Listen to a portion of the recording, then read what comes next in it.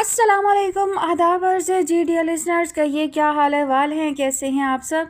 दुआ है, उम्मीद है आप सब खैरियत से होंगे और अल्हम्दुलिल्लाह मैं भी बिल्कुल खैरियत से हूँ। और जी जनाब, आज आपके लिए लाई हूँ नावल की लास्ट एपिसोड। इस नावल की फरमाइश हमसे की है नबील अंसारी ने। नावल का नाम है दिल फूलों की बस्ती। मुसन्निफ़ा है निगहत अब्दुल्ला। आखिरी किस्त। जिस रोज़ से शाह सिकंदर हवेली छोड़कर गए थे, बाबा जान अपने सब काम भूल गए थे। मिलने मिलाने का सिलसिला भी तर्क कर रखा था। सारा वक्त अपने कमरे में बंद बस यही सोचते कि सिकंदर ने, डॉक्टर ने और उसकी बेटियों को उन पर तरजीह देकर अच्छा नहीं किया। इसके बाद उनका जहन मुसलसल उनके खिलाफ सोचता रहता था। शाह सिकंदर से तो उन्होंने कह दिया था कि वो हार जीत का खेल नहीं खेल रहे थे, और लाख वो खुद को भी यही कहकर फरेब देते, लेकिन उनकी कैफियत उस जवारी की सी थी जो हारने के बाद इंतकाम पर उतर आता है, और उनके अंदर इंतकाम की आग तो शुरू से दहक रही थी। अब मज़ीद शोले भड़क उठे थे, लेकिन वो किसी पर जाहिर नहीं करते थे। इस वक्त भी जब शाह जहांगीर ने उनके कमरे में दाखिल होकर सलाम किया तो वो सर के इशारे से जवाब देकर बहुत हल्के फुल्के अंदाज में पूछने लगे, कहाँ चले गए थे तुम? कराची गया था बाबा जान। शाह जहांगीर उनके मूड का अंदाज़ा करते हुए बोले। अली के पास? कैसा है अली? आया नहीं बहुत दिनों से। मुलाजिम आदमी है बाबा जान, छुट्टी मिल जाती है तो आ जाता है। वो हूँ के अंदाज में लंबी सांस बाहर निकालकर खामोश हो गए। शाह जहांगीर गो के खुद को बहुत तैयार करके आए थे, फिर भी उन्हें अपनी बात कहने में बहुत दिक्कत हो रही थी। असल में उन्हें अंदाज़ा नहीं था कि बाबा जान का रद्द-ए-अमल क्या होगा, और यही देखने के लिए वो बहुत सोच कर बोले, वो बाबा जान, मैं अली की ससुराल गया था। अली की ससुराल? बाबा जान ने यूँ देखा जैसे हमसे पूछे बगैर। जी, वो अली की शादी तय करने। शाह जहांगीर नज़रें चुराकर बोले, जैसे किसी जुर्म का एतराफ़ कर रहे हों। हो गई तय? बाबा जान ने तंजिया से पूछा। जी, अगले महीने की 12 तारीख। शाह जहांगीर इसी कदर कह सके।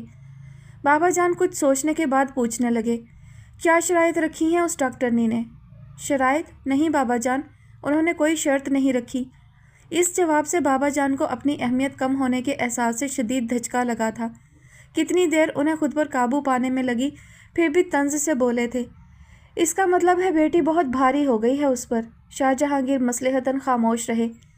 खैर, मुबारक हो तुम्हें। अपनी बीबी जान को बताया? बाबा जान अब उन्हें टालना चाहते थे। जी नहीं, मैं सीधा आपके पास आ रहा हूँ। तो अब जाकर बताओ उन्हें, ताकि वो तैयारी कर सकें। आप चलेंगे बाबा जान? शाह जहांगीर ने एकदम खुश होकर पूछा तो वो समझ कर भी अनजान बन गए। कहाँ? कराची। मेरा मतलब है शादी में शरीक होंगे ना? तुम क्या चाहते हो? बाबा जान बड़ी खोजती हुई नज़रों से उन्हें देखने लगे थे। मैं तो यही चाहूँगा कि अली के सर पर सेहरा आप सजाएं। शाह जहांगीर हर तरह से उनका मान, उनकी बड़ाई रखना चाह रहे थे। बाबा जान ने तवील कहकहा लगाया, फिर कहने लगे, हम अपनी औलाद की ख्वाहिश रद्द नहीं करते जहांगीर, ये तुम जानते ही हो। सिकंदर ने शहर में शादी करनी चाही थी तो हमने खुद तुम्हें भेजकर उसकी शादी करा दी थी। अली ने जो चाहा उसके लिए हमें क्या कुछ नहीं करना पड़ा। हम उस वक्त तक चैन से नहीं रहे जब तक उस लड़की को अली की मनकूहा नहीं बना दिया, और अब तुम चाहते हो कि अली का सर पर सेहरा हम सजाएं, तो तुम्हारी ये ख्वाहिश हम अली की दूसरी शादी में पूरी कर देंगे। जी? शाह जहांगीर हकीकतन चकरा गए थे। दीवारें घूमती हुई लग रही थीं और समाअतों में बाबा जान की आवाज़ थी कि पिघला हुआ सीसा। किस कदर सफाकी से बोल रहे थे। अपनी औलाद की ख्वाहिश हम ज़रूर पूरी करते हैं जहांगीर। इसके लिए हमें ख्वाह बस्तियों की बस्तियां उजाड़नी पड़े, हम दरेक नहीं करते। छोटे से घर की क्या अहमियत है? बस थोड़ा सा इंतज़ार करो, मोहब्बत का नशा उतर जाए, फिर अली भी इस तरह हमारे पास आएगा जैसे सिकंदर आया था। नहीं नहीं बाबा जान, नहीं। शाह जहांगीर नफ़ी में सर हिलाते हुए उठ खड़े हुए। आप घर उजाड़ सकते हैं, बस्तियां उजाड़ सकते हैं, लेकिन दिल की बस्तियां उजाड़ने पर आप कादिर नहीं हैं। सिकंदर को देख ले, उसके दिल में आज भी वही औरत बसती है। बाबा जान फिर कहकहा लगाकर बोले थे, और अली के दिल में उसकी बेटी। हाँ, और अब आप वो कहानी दोबारा नहीं दोहराएंगे। इससे नुकसान हमारा ही होगा बाबा जान। आप खुदा के लिए अपने बच्चों पर रहम करें। हमने, हमारी औलाद ने कोई ऐसे जुर्म नहीं किए जिनकी पादाश में आप हमसे ज़िंदा रहने का हक भी छीन रहे हैं। शाह जहांगीर उनके अज़ाइम सोचकर परेशान हो गए थे। हम छीन रहे हैं? हम या तुम लोगों को उन शहर वालियों ने पागल कर दिया है जो एक के बाद एक हमारे मुकाबिल आ खड़ा होता है। हम पूछते हैं, आखिर ऐसी क्या बात है उन माँ बेटियों में जिनके लिए पहले सिकंदर हमें छोड़ गया, अब तुम हमें नफ़ा नुकसान समझा रहे हो। बाबा जान गुस्से से बोल रहे थे, लेकिन आखिर में आप उनके लहजे में बेबसी सिमट आई थी। आप नहीं समझ सकते बाबा जान, क्योंकि आपके नज़दीक जज्बों की कभी अहमियत नहीं रही। मोहब्बत पर आपका ईमान नहीं था, वरना आसिया को तलाक दिलवाने से पहले एक बार तो ज़रूर सोचते। और उस वक्त नहीं तो अब सोच लें कि उस औरत के लिए कोई कमी नहीं थी, फिर भी उसने खुद पर सारे दरवाजे बंद कर दिए। क्यों? इसलिए कि जो औरत एक बार दिल से जिसको अपना मान ले, फिर हमेशा के लिए उसी की हो जाती है। ख्वाह उसका महबूब उसे मिट्टी में रोल दे, ठोकर मारकर कहीं चला जाए या बेवगी की चादर उड़ाकर, उसके दिल से नहीं निकलता।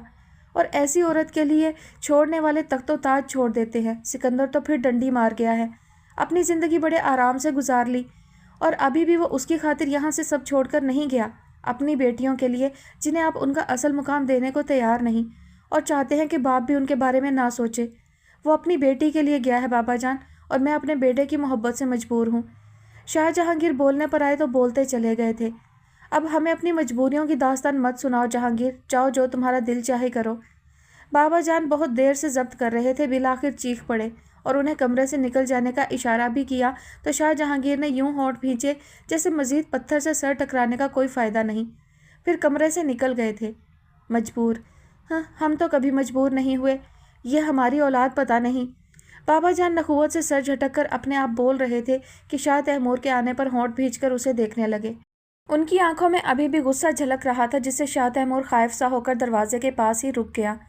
क्या बात है? बाबा जान ने पूछा। तब वो आगे आते हुए बोला, मैं एक ज़रूरी बात कहने आया हूँ बाबा जान। ज़रूरी बात? बाबा जान की पेशानी सुकड़ गई। शाह तैमूर को अगर मालूम होता कि उसके आने से पहले यहाँ शाह जहांगीर और बाबा जान के दरमियान क्या बात हो रही थी, तो वो हरगिज़ इस वक्त ना आता, लेकिन उसे क्योंकि मालूम नहीं था, इसलिए सहूलत से कह गया, जी मैं मदिया से शादी करना चाहता हूँ और ये शादी आप ही करवा सकते हैं। मदिया से शादी करना चाहते हो? बाबा जान पुरसोच अंदाज में कहते हुए उठकर इधर से उधर टहलने लगे, फिर एकदम रुक कर बोले थे, क्यों, ख़ानदान में और लड़कियां भी तो हैं, मदिया से ज़्यादा खूबसूरत, पढ़ी लिखी और जायदाद वाली, वो तुम्हें नज़र नहीं आती? शाह तैमूर खामोश रहा, लेकिन उसके हर अंदाज से बगावत झलक रही थी। बाबा जान कुछ देर तक उसे देखते रहे, फिर धीमे पड़कर राजदारी से पूछने लगे, क्यों करना चाहते हो मदिया से शादी? उसने मेरी तौहीन की है बाबा जान, मेरा मजाक उड़ाया है, मुझे धोखा दिया है, और मैं उसे बताऊंगा कि धोखा क्या होता है। शाह तैमूर का सुलगता हुआ लहजा बता रहा था कि उसके अंदर कैसी आग दहक रही है। बाबा जान के सीने से इत्मीनान भरी सांस खारिज हुई थी। फिर बैठते हुए उसे भी बैठने का इशारा किया और कुछ देर सोचने के बाद कहने लगे, यह सबक तो उसे ज़रूर मिलना चाहिए, वो इतनी सी लड़की हम सबको धोखा दे गई।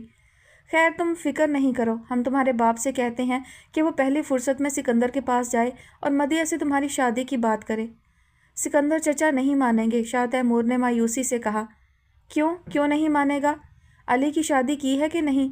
तुम्हारी भी हो जाएगी, और फिर तुम्हारे बाप का तो वो बहुत लिहाज करता है, उसकी बात खुद टालेगा ना डॉक्टरनी को टालने देगा, समझे? तुम फिक्र मत करो। आज इतवार तो नहीं है, फिर नबील भाई घर पर?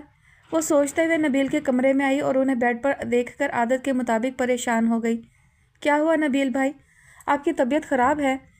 नहीं, बस ज़रा सा सर में दर्द था, वो भी अब नहीं है। नबील ने बुआ के हाथ से चाय का कप लेते हुए उसे इत्मीनान दिलाया।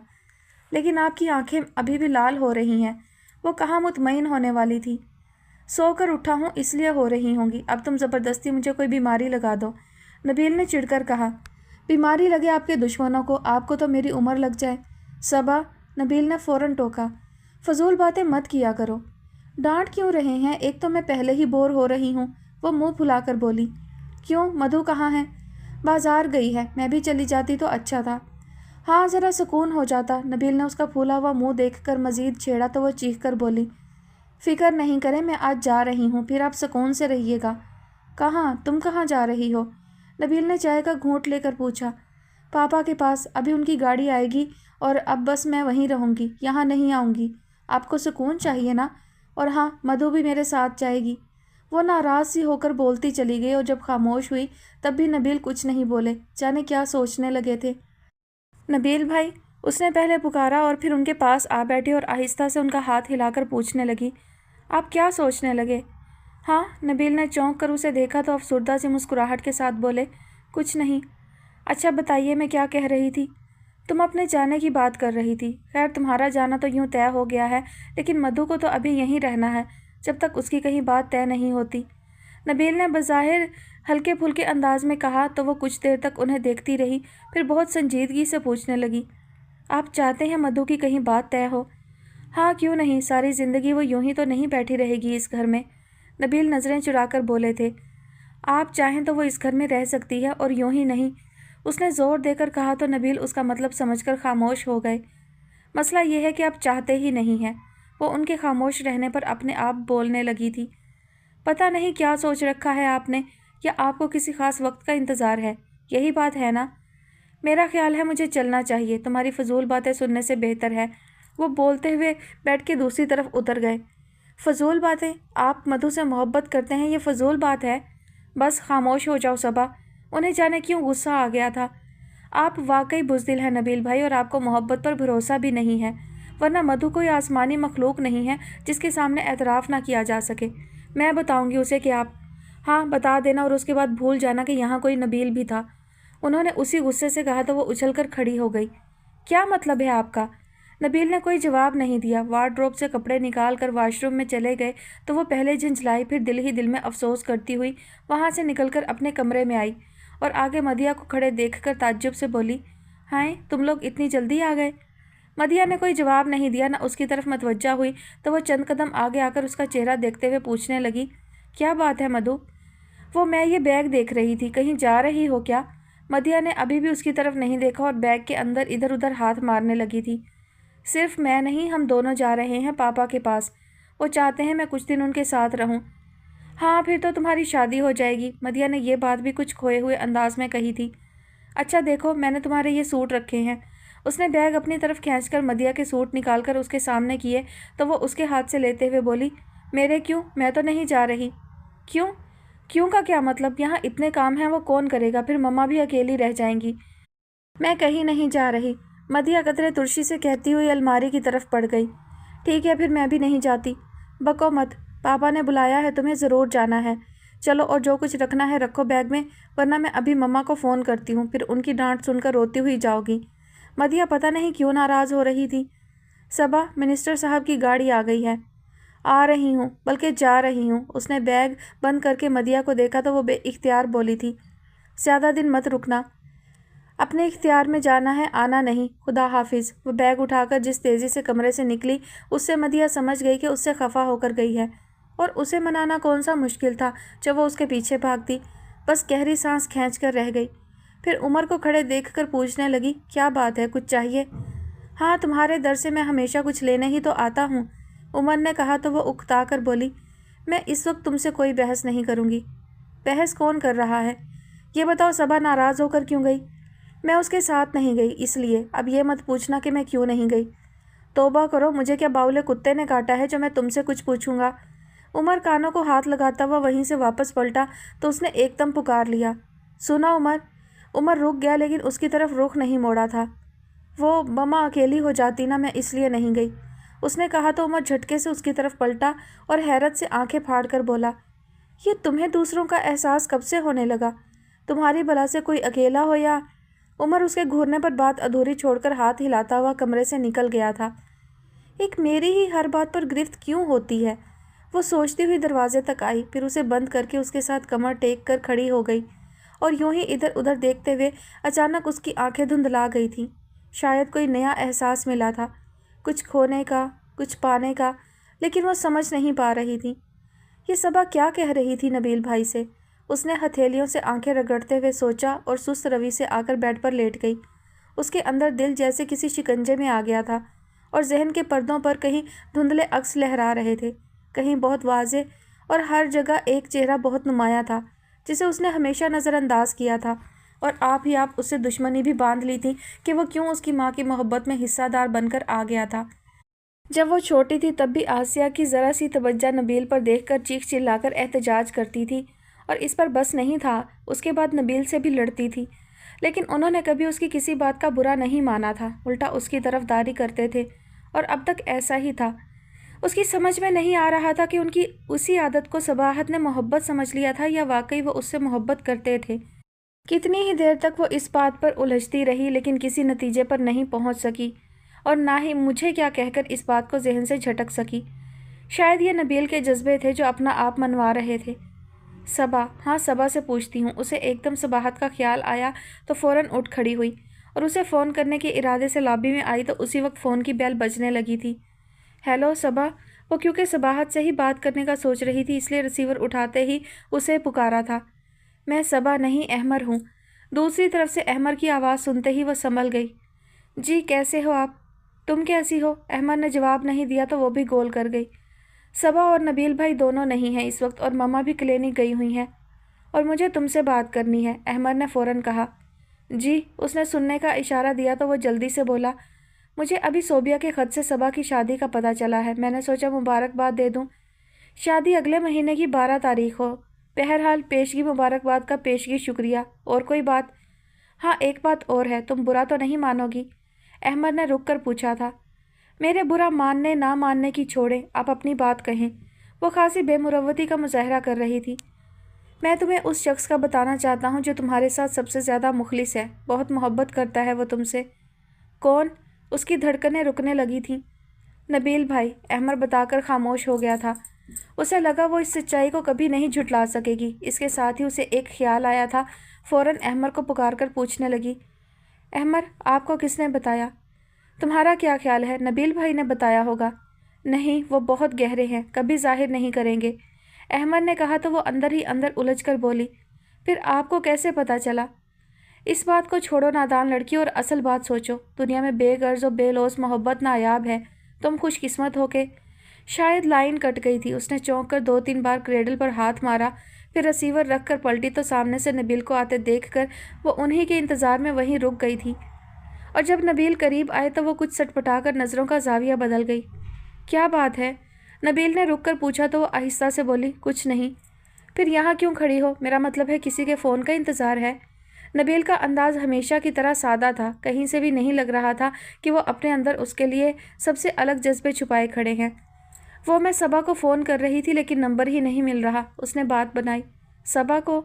अच्छा हाँ, शाम में उसने बताया था कि वो अपने पापा के यहाँ जा रही है। तुम नहीं गई? नबील ने एकदम याद आने पर पूछा। नहीं। क्यों? बस दिल नहीं चाहा। दिल नहीं चाहा? नबील ज़रा सा मुस्कुराए फिर आगे बढ़ते हुए बोले, ठीक है तुम नंबर ट्राई करो। उसने खामोशी से उन्हें कमरे में जाते हुए देखा, फिर टेरेस पर निकल आई और बहुत चाहा कि सबाहत और अहमद की बातों को जहन से झटक दे, लेकिन उसे कामयाबी नहीं हुई। जितना अपना ध्यान इधर उधर करती कोई ना कोई बात याद आ जाती। नबील भाई क्या चाहते हैं काश तुम जान सको, एक बार सबाहत ने कहा था। वो बहुत गहरे हैं, कभी जाहिर नहीं करेंगे। पता नहीं अहमद पर कैसे जाहिर हो गए थे जो वो कह रहा था। नादान लड़की, असल बात सोचो। दुनिया में बेगर्ज और बेलौस मोहब्बत नायाब है। तुम खुशकिस्मत हो के। बेगर्ज बेलौस मोहब्बत नामुमकिन। वो झुटलाने की कोशिश करने लगी। कायनात का सारा निज़ाम दो और लो के असूल पर चल रहा है। सौदेबाजी, हर जगह सौदेबाजी। नकद या उधार, सब सूद सोचते हैं। ज़िंदगी के कारोबार में घाटे का सौदा कोई नहीं करता। मोहब्बत भी कारोबार है, सरासर दुकानदारी। दिल के इवज़ दिल। वो यूं ही ऊट पटांग सोचे जा रही थी कि आसिया की आवाज़ से चौंक गई। आसिया नबील को पुकार रही थी। वो सामने गई तो कुछ हैरत से पूछने लगी, तुम गई नहीं बेटा? फिर खुद ही कहने लगी, अच्छा किया, यहाँ इतने काम हैं। जी मम्मा, मैं इसीलिए नहीं गई और मैं ये भी देखना चाहती हूँ कि सबा चली जाएगी तो कैसा लगेगा। उसने खूबसूरती से बात बनाई। तभी नबील कमरे से निकल कर आए तो आसिया जो उससे कुछ कहने जा रही थी नबील की तरफ मतवज्जा होकर बोली, चलो आओ, बुआ ने खाना लगा दिया है। चलो मधु। जी मम्मा चलें। उसने आसिया के बाद नबील को अंदर जाने दिया, फिर उनके पीछे डाइनिंग रूम में दाखिल हुई थी। सबाहत के साथ मेहरुन्निसा और अलमास का रवैया खासा नरूठा और नागवारी लिए हुए था। बस शाह सिकंदर के सामने अलमास ने उससे रस्मी जुमले बोले थे, जबकि मेहरुन्निसा ने इसकी भी ज़रूरत नहीं समझी थी। और वो मदिया नहीं थी जो जवाबन अपने हर अमल से उन पर यह जताती कि उसे भी उनकी परवाह नहीं है। उसे परवाह थी, जभी तो उसे ना सिर्फ बुरी तरह महसूस हो रहा था बल्कि बहुत दुख भी हो रहा था। और रात जब तक उसे नींद नहीं आई वो कुड़ती रही थी। सुबह मामूल से बहुत पहले उसकी आंख खुल गई, शायद नई जगह की वजह से। बहरहाल उसने दोबारा सोने की कोशिश नहीं की और उठकर नमाज पढ़ ली। उसके बाद खिड़की के पास आ खड़ी हुई। कराची के मौसम का कुछ पता नहीं चलता। दिसंबर शुरू हो चुका लेकिन सर्दी बस बराए नाम थी। सुबह के वक्त कुछ ठंडक महसूस होती या फिर शाम में।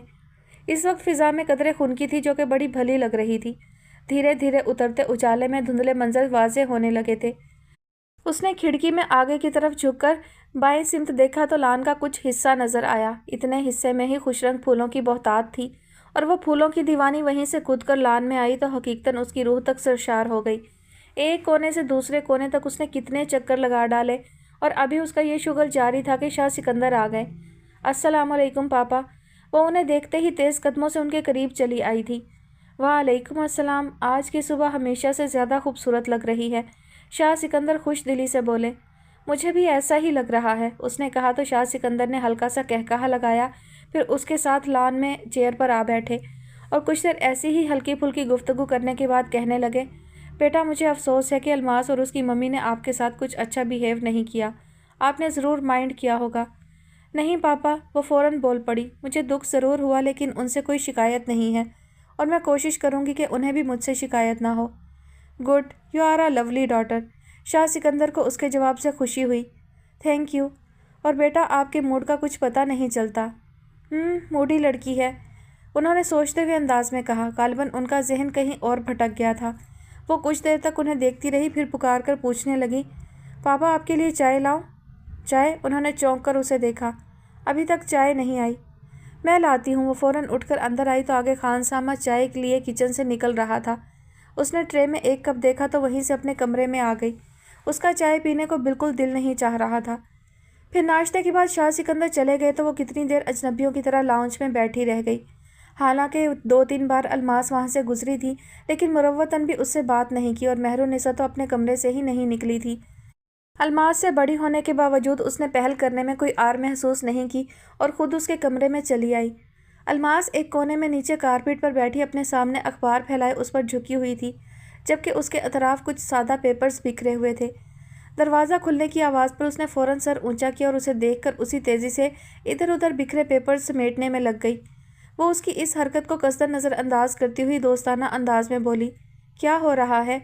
अलमास ने कोई जवाब नहीं दिया, बल्कि यूं जैसे सुना ही नहीं। मैं बहुत बोर हो रही हूँ। हालांकि मेरे शौक़ और दिलचस्पी के लिए बहुत कुछ है, लेकिन पता नहीं क्यों ना मेरा पापा की लाइब्रेरी में दिल लगा ना। वो अपने आप बोलती हुई एकदम खामोश हो गई तो अलमास बिला इरादा उसे देखने लगी और उसका मकसद उसी तरह उसे मतवज्जा करना था। तुम कोई काम कर रही थी? मैं तुम्हें डिस्टर्ब नहीं करूँगी, तुम आराम से अपना काम करो। वो उससे कुछ फासले पर नीचे ही बैठ गई, फिर इधर उधर देखती हुई बोली, तुम्हारे कमरे की सेटिंग बहुत खूबसूरत है। अगर तुमने खुद की है तो यकीनन तुम आर्टिस्टिक माइंड हो। तुम्हारे सब्जेक्ट क्या है? अलमास खामोशी से उसे देखे जा रही थी। वो बिल्कुल मदिया जैसी लग रही थी, लेकिन उसका हर अंदाज उससे मुख्तलिफ था। ना लहजे में तनफ़्फ़ुर, ना आँखों में खशूनत। उसके बरक्स अपनायत का एहसास देती लग रही थी। फ़ाइन आर्ट्स, उसने जवाब ना पाकर खुद ही क्यास करके कहा तो इस बार अलमास बेइख्तियार बोली थी। नहीं, साइंस। अरे तुम साइंस की स्टूडेंट हो? कौन सी क्लास में हो? उसने हैरत के इजहार के साथ दिलचस्पी भी जाहिर की। इंटर का इम्तिहान दिया है। Very good. आगे क्या इरादा है? पापा का इरादा मेडिकल में मेरा एडमिशन कराने का है। अलमास कदरे झिझक का जवाब दे रही थी, शायद इसलिए कि इससे पहले कभी किसी ने उसकी ज़ात में इस तरह दिलचस्पी जाहिर नहीं की थी। यह तो बहुत अच्छी बात है, उसने फ़ौरन कहा, फिर उसकी बात पर गौर करके पूछने लगी, क्या कहा तुमने? पापा का इरादा? तो क्या तुम्हें शौक़ नहीं है डॉक्टर बनने का? मुझे भी है, लेकिन अम्मी नहीं चाहती, अलमास ने कहा। क्यों? वो पूछकर खुद ही जज्बत सी हो गई, क्योंकि समझ गई थी कि उसकी अम्मी क्यों नहीं चाहती। आपने कहाँ तक पढ़ा है? अलमास खूबसूरती से बात बदल गई। मैं 3rd ईयर के पेपर दे चुकी थी, इसके बाद कॉलेज छोड़ दिया। क्यों? अलमास ने भी उसकी तरह फ़ौरन पूछा, लेकिन फिर खुद ही समझ कर कहने लगी, अच्छा हाँ, फिर आपकी शादी हो गई थी। शादी? वो हंसी तो अलमास कदरे झीम कर बोली, शादी ही थी। अच्छा छोड़ो, ये बताओ। वो जाने क्या कहने जा रही थी कि मेहरुन्निसा की आवाज़ पर खामोश हो गई। मेहरुन्निसा ने अलमास को पुकारने के साथ ही कमरे का दरवाज़ा खोला था, लेकिन जब उसे देखा तो अंदर नहीं आई और वहीं दरवाजे में ही रुक कर बोली थी, अलमास, मैं उमैर के साथ बाज़ार जा रही हूँ, तुम भी चलो। मैं चलूँ? अलमास ने चंद लम्हे रुक कर सोचा, फिर कहने लगी, मैं नहीं जा रही, सबा जी अकेली हो जाएंगी। मेहरुन्निसा को इस जवाब से खासी मायूसी हुई, जबकि वो बेइंतहा खुश, लेकिन बहुत संभल कर बोली, अरे नहीं, मेरी वजह से तुम अपना जाना मुलतवी नहीं करो। नहीं, बस मैं नहीं जा रही। अलमास ने उसे कहते हुए मेहरुन्निसा को देखा। अच्छा ठीक है, तुम लोग खाना खा लेना। फिर 2 दिन में अलमास उसके साथ बहुत घुल मिल गई थी और मेहरुन्निसा को के खुद से उससे बात नहीं कर रही थी, लेकिन उसकी बात का जवाब देने लगी थी। उसके अंदाज में वो तनफ़्फ़ुर और नागवारी भी नहीं रही थी और इसके लिए फ़िलहाल यही बहुत था। यूँ भी अभी वो बहुत ज़्यादा दिनों के लिए नहीं आई थी। उसका ख्याल था मज़ीद 2 दिन रुक कर वो चली जाएगी। इस वक्त अलमास के साथ लान में टहलते हुए वो उससे भी यही कह रही थी कि कल या परसों वो चली जाएगी। क्यों? मेरा मतलब है इतनी जल्दी क्यों जाएंगी? अभी तो आपकी शादी में बहुत दिन हैं, अलमास ने एहतजाज करते हुए कहा। वो रुक कर बोली, वो तो हैं, लेकिन मुझे मधु का ख्याल आ रहा है। जब मैं आ रही थी तो वो कुछ खफा सी लग रही थी, और देखो उसने फ़ोन भी नहीं किया। आप फ़ोन करें, मैं अम्मी के पास से होकर आती हूँ। अलमास उसे लॉबी में छोड़कर आगे बढ़ गई। वो नंबर डायल करके इंतज़ार करने लगी। मम्मा और नबील भाई का तो उसे पता था कि इस वक्त दोनों घर पर नहीं होंगे, और मदिया ने कितनी देर बाद रिसीवर उठाया था। क्या कर रही थी? उसने छूटते ही टोका। रिसर्च। उधर मदिया न जाने किस मूड में थी, वो समझ नहीं सकी। काहे पर? मैं तुम्हें नहीं बताऊंगी, बल्कि मैं अब कोई बात तुम्हें नहीं बताऊंगी, मदिया ने ज़ोर देकर कहा। क्यों? मुझे क्यों नहीं बताओगी? उसने हैरान होकर टोका। इसलिए कि तुम हर बात मुझसे छुपाती रही हो। क्या? मैंने क्या बात छुपाई है? अपने आप से पूछो। मैं बिल्कुल नहीं जान पाऊंगी, तुम बता दो प्लीज़, उसने लजाजत से कहा। बको मत, ये बताओ वापस कब आ रही हो? अगले हफ्ते, वो रूठे लहजे में बोली। अगले हफ्ते क्यों? अगले महीने आना। मदिया पर उसकी लजाजत का असर हुआ था ना रूठने का, फ़ौरन फ़ोन बंद कर दिया। अली जहांगीर को इस वक्त सबाहत के नंबर डायल करते हुए उधर से किसी और के रिसीवर उठाने का खदशा नहीं था। फिर भी वो चाहता था कि उसकी आवाज़ सुनने को मिले, लेकिन दूसरी तरफ मदिया थी, जिसकी आवाज़ सुनते ही वो बुरा सा मुंह बनाकर बोला, तुम्हें क्या पहरे पर बिठाया हुआ है? जनाब, आपको कोई एतराज़ है? वो हंसी के दरमियान बोली थी। एतराज़ हो भी तो तुम कौन सा मानने वाली हो? चलो बुलाओ उसे, उसने रोब से हक जताया तो उधर से कोरा जवाब आया, वो नहीं है। क्या मतलब? मतलब वो यहाँ नहीं है, पापा के यहाँ गई हुई है, मदिया रवानी से बताकर पूछने लगी। और बताएं, किसको बुलाऊं? किसी को नहीं, बस सबको सलाम कह देना। वो उजलत में फ़ोन बंद करके उठ खड़ा हुआ और वहीं से आरफा बेगम को पुकार कर बोला था, अम्मी मैं चचा जान की तरफ जा रहा हूँ। और फिर आधे घंटे का फासला उसने 20 मिनट में तय कर लिया था। तवील राहदारी से गुजर कर जब वो गोल कमरे में दाखिल हुआ तो सामने ही वो अलमास के साथ बैठी नजर आई, जिस पर उसे हैरत हुई, क्योंकि मदिया को उसने शाहपुर में किसी के साथ इस तरह बातें करते हुए नहीं देखा था। अस्सलामुअलैकुम। उसने अपनी हैरत छुपाकर कदरे ऊंची आवाज़ में सलाम किया तो जहाँ दो चौंक कर बिला इरादा खड़ी हो गई, वहाँ अलमास ने खुशी का इजहार किया था। अरे अली भाई, आप? हाँ, मुझे अभी पता चला कि जिसे मैं सारे शहर में ढूंढता फिर रहा हूँ वो तुम्हारे पास है। वो कनखियों से उसे देखते हुए बोला। जी नहीं, अभी आप इनसे नहीं मिल सकते। अलमास फ़ौरन सबाहत के सामने खड़ी हो गई और दोनों बाजू दाएं बाएं फैला दिए। फिर कब मिल सकता हूँ? इनसे पूछ कर बताओ, उसने शरारत से उसे देखने की कोशिश करते हुए कहा तो वो भागकर कमरे में चली गई। मिल गया जवाब, वो मिलना ही नहीं चाहती, अलमास ने कहा तो वो मायूसी शक्ल बनाकर बोला, अब क्या करूँ? सब्र। अलमास हंसी। शट अप, ये बताओ चचा जान और चची जान कहाँ हैं? वो किसी तकरीब में गए हैं। और तुम यहाँ क्या कर रही हो? जाओ चाय के साथ कुछ खाने पीने का इंतज़ाम करो, मैं इतने दिनों बाद आया हूँ। वो उसे सामने से हटाता हुआ उसी कमरे की तरफ चल पड़ा। पीछे अलमास ने उसे रोकने की कोशिश में यहाँ तक कहा कि देखें पापा आ रहे हैं, लेकिन उसने पलट कर नहीं देखा और कमरे में दाखिल होकर ही रुका था। वो खिड़की का पर्दा थामे उसमें छुपने की कोशिश कर रही थी। घबराहट में कभी पर्दा इधर खींचती कभी उधर। लाओ मैं तुम्हारी मदद कर दूँ, वो उसके करीब जाकर बोला और पर्दे के बजाय उसका हाथ थामकर अपनी तरफ खींचा तो वो बमुश्किल अपना तवाज़न कायम रख कर बोली, आप क्यों आए हैं? ये देखने कि अपने दिल की बस्ती में तुमने मेरे नाम के जो गुल खिलाए थे उनमें कितना इजाफा हुआ है। वो पुरशौक नज़रों से उसके चेहरे पर उतरते रंग देख रहा था। मेरा हाथ छोड़ें, वो बहुत नर्वस हो रही थी। अली जहांगीर ने एक बार उसके हाथ को ज़ोर से दबाया, फिर होंठों से लगाकर आंखें बंद करते हुए कहने लगा, मुझे यकीन कर लेने दो सबा कि हम सारी आजमाइशों से गुजर कर इस मुकाम पर आ गए हैं जहाँ से हमें कोई जुदा नहीं कर सकता। सुनो, तुम्हारे दिल में अगर कोई खदशा बाकी रह गया हो तो उसे भी निकाल फेंको। मैं ये तो नहीं कहूँगा कि हमारे रास्ते में अब सिर्फ फूल ही फूल खिलेंगे, कोई कांटा नहीं होगा। बहुत कांटे होंगे, जितने फूल उनसे ज़्यादा कांटे, लेकिन मैं तुम्हें उनसे नहीं उलझने दूंगा, ये मेरा वादा है। वो उसके दिलनशी लहजे में खोकर उसे देखे जा रही थी। और हाँ, मुझे तुम्हारी साबित कदमी ने बहुत इम्प्रेस किया है। अव्वल रोज़ तुमने जो बात कही आखिर तक उस पर कायम रही कि तुम्हारी मम्मा जो फैसला करेंगी तुम्हें वही कबूल करना है। और अब जबकि हमारे हक़ में फ़ैसला हो चुका है तो क्या मैं उम्मीद रखूं कि तुम मेरी मोहब्बत में भी ऐसी ही शिद्दत पसंदी का मुजाहरा करोगी?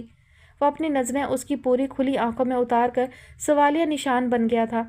सबाहत ने पलकें झुकाकर ज़रा सा अस्पात में सर हिलाया, پھر اس کی گرفت سے اپنا ہاتھ نکال کر غیر محسوس طریقے سے پیچھے ہٹتے ہوئے بولی تھی، اگر کبھی آپ کو میری آزمائش مطلوب ہو تو جان مانگیے گا۔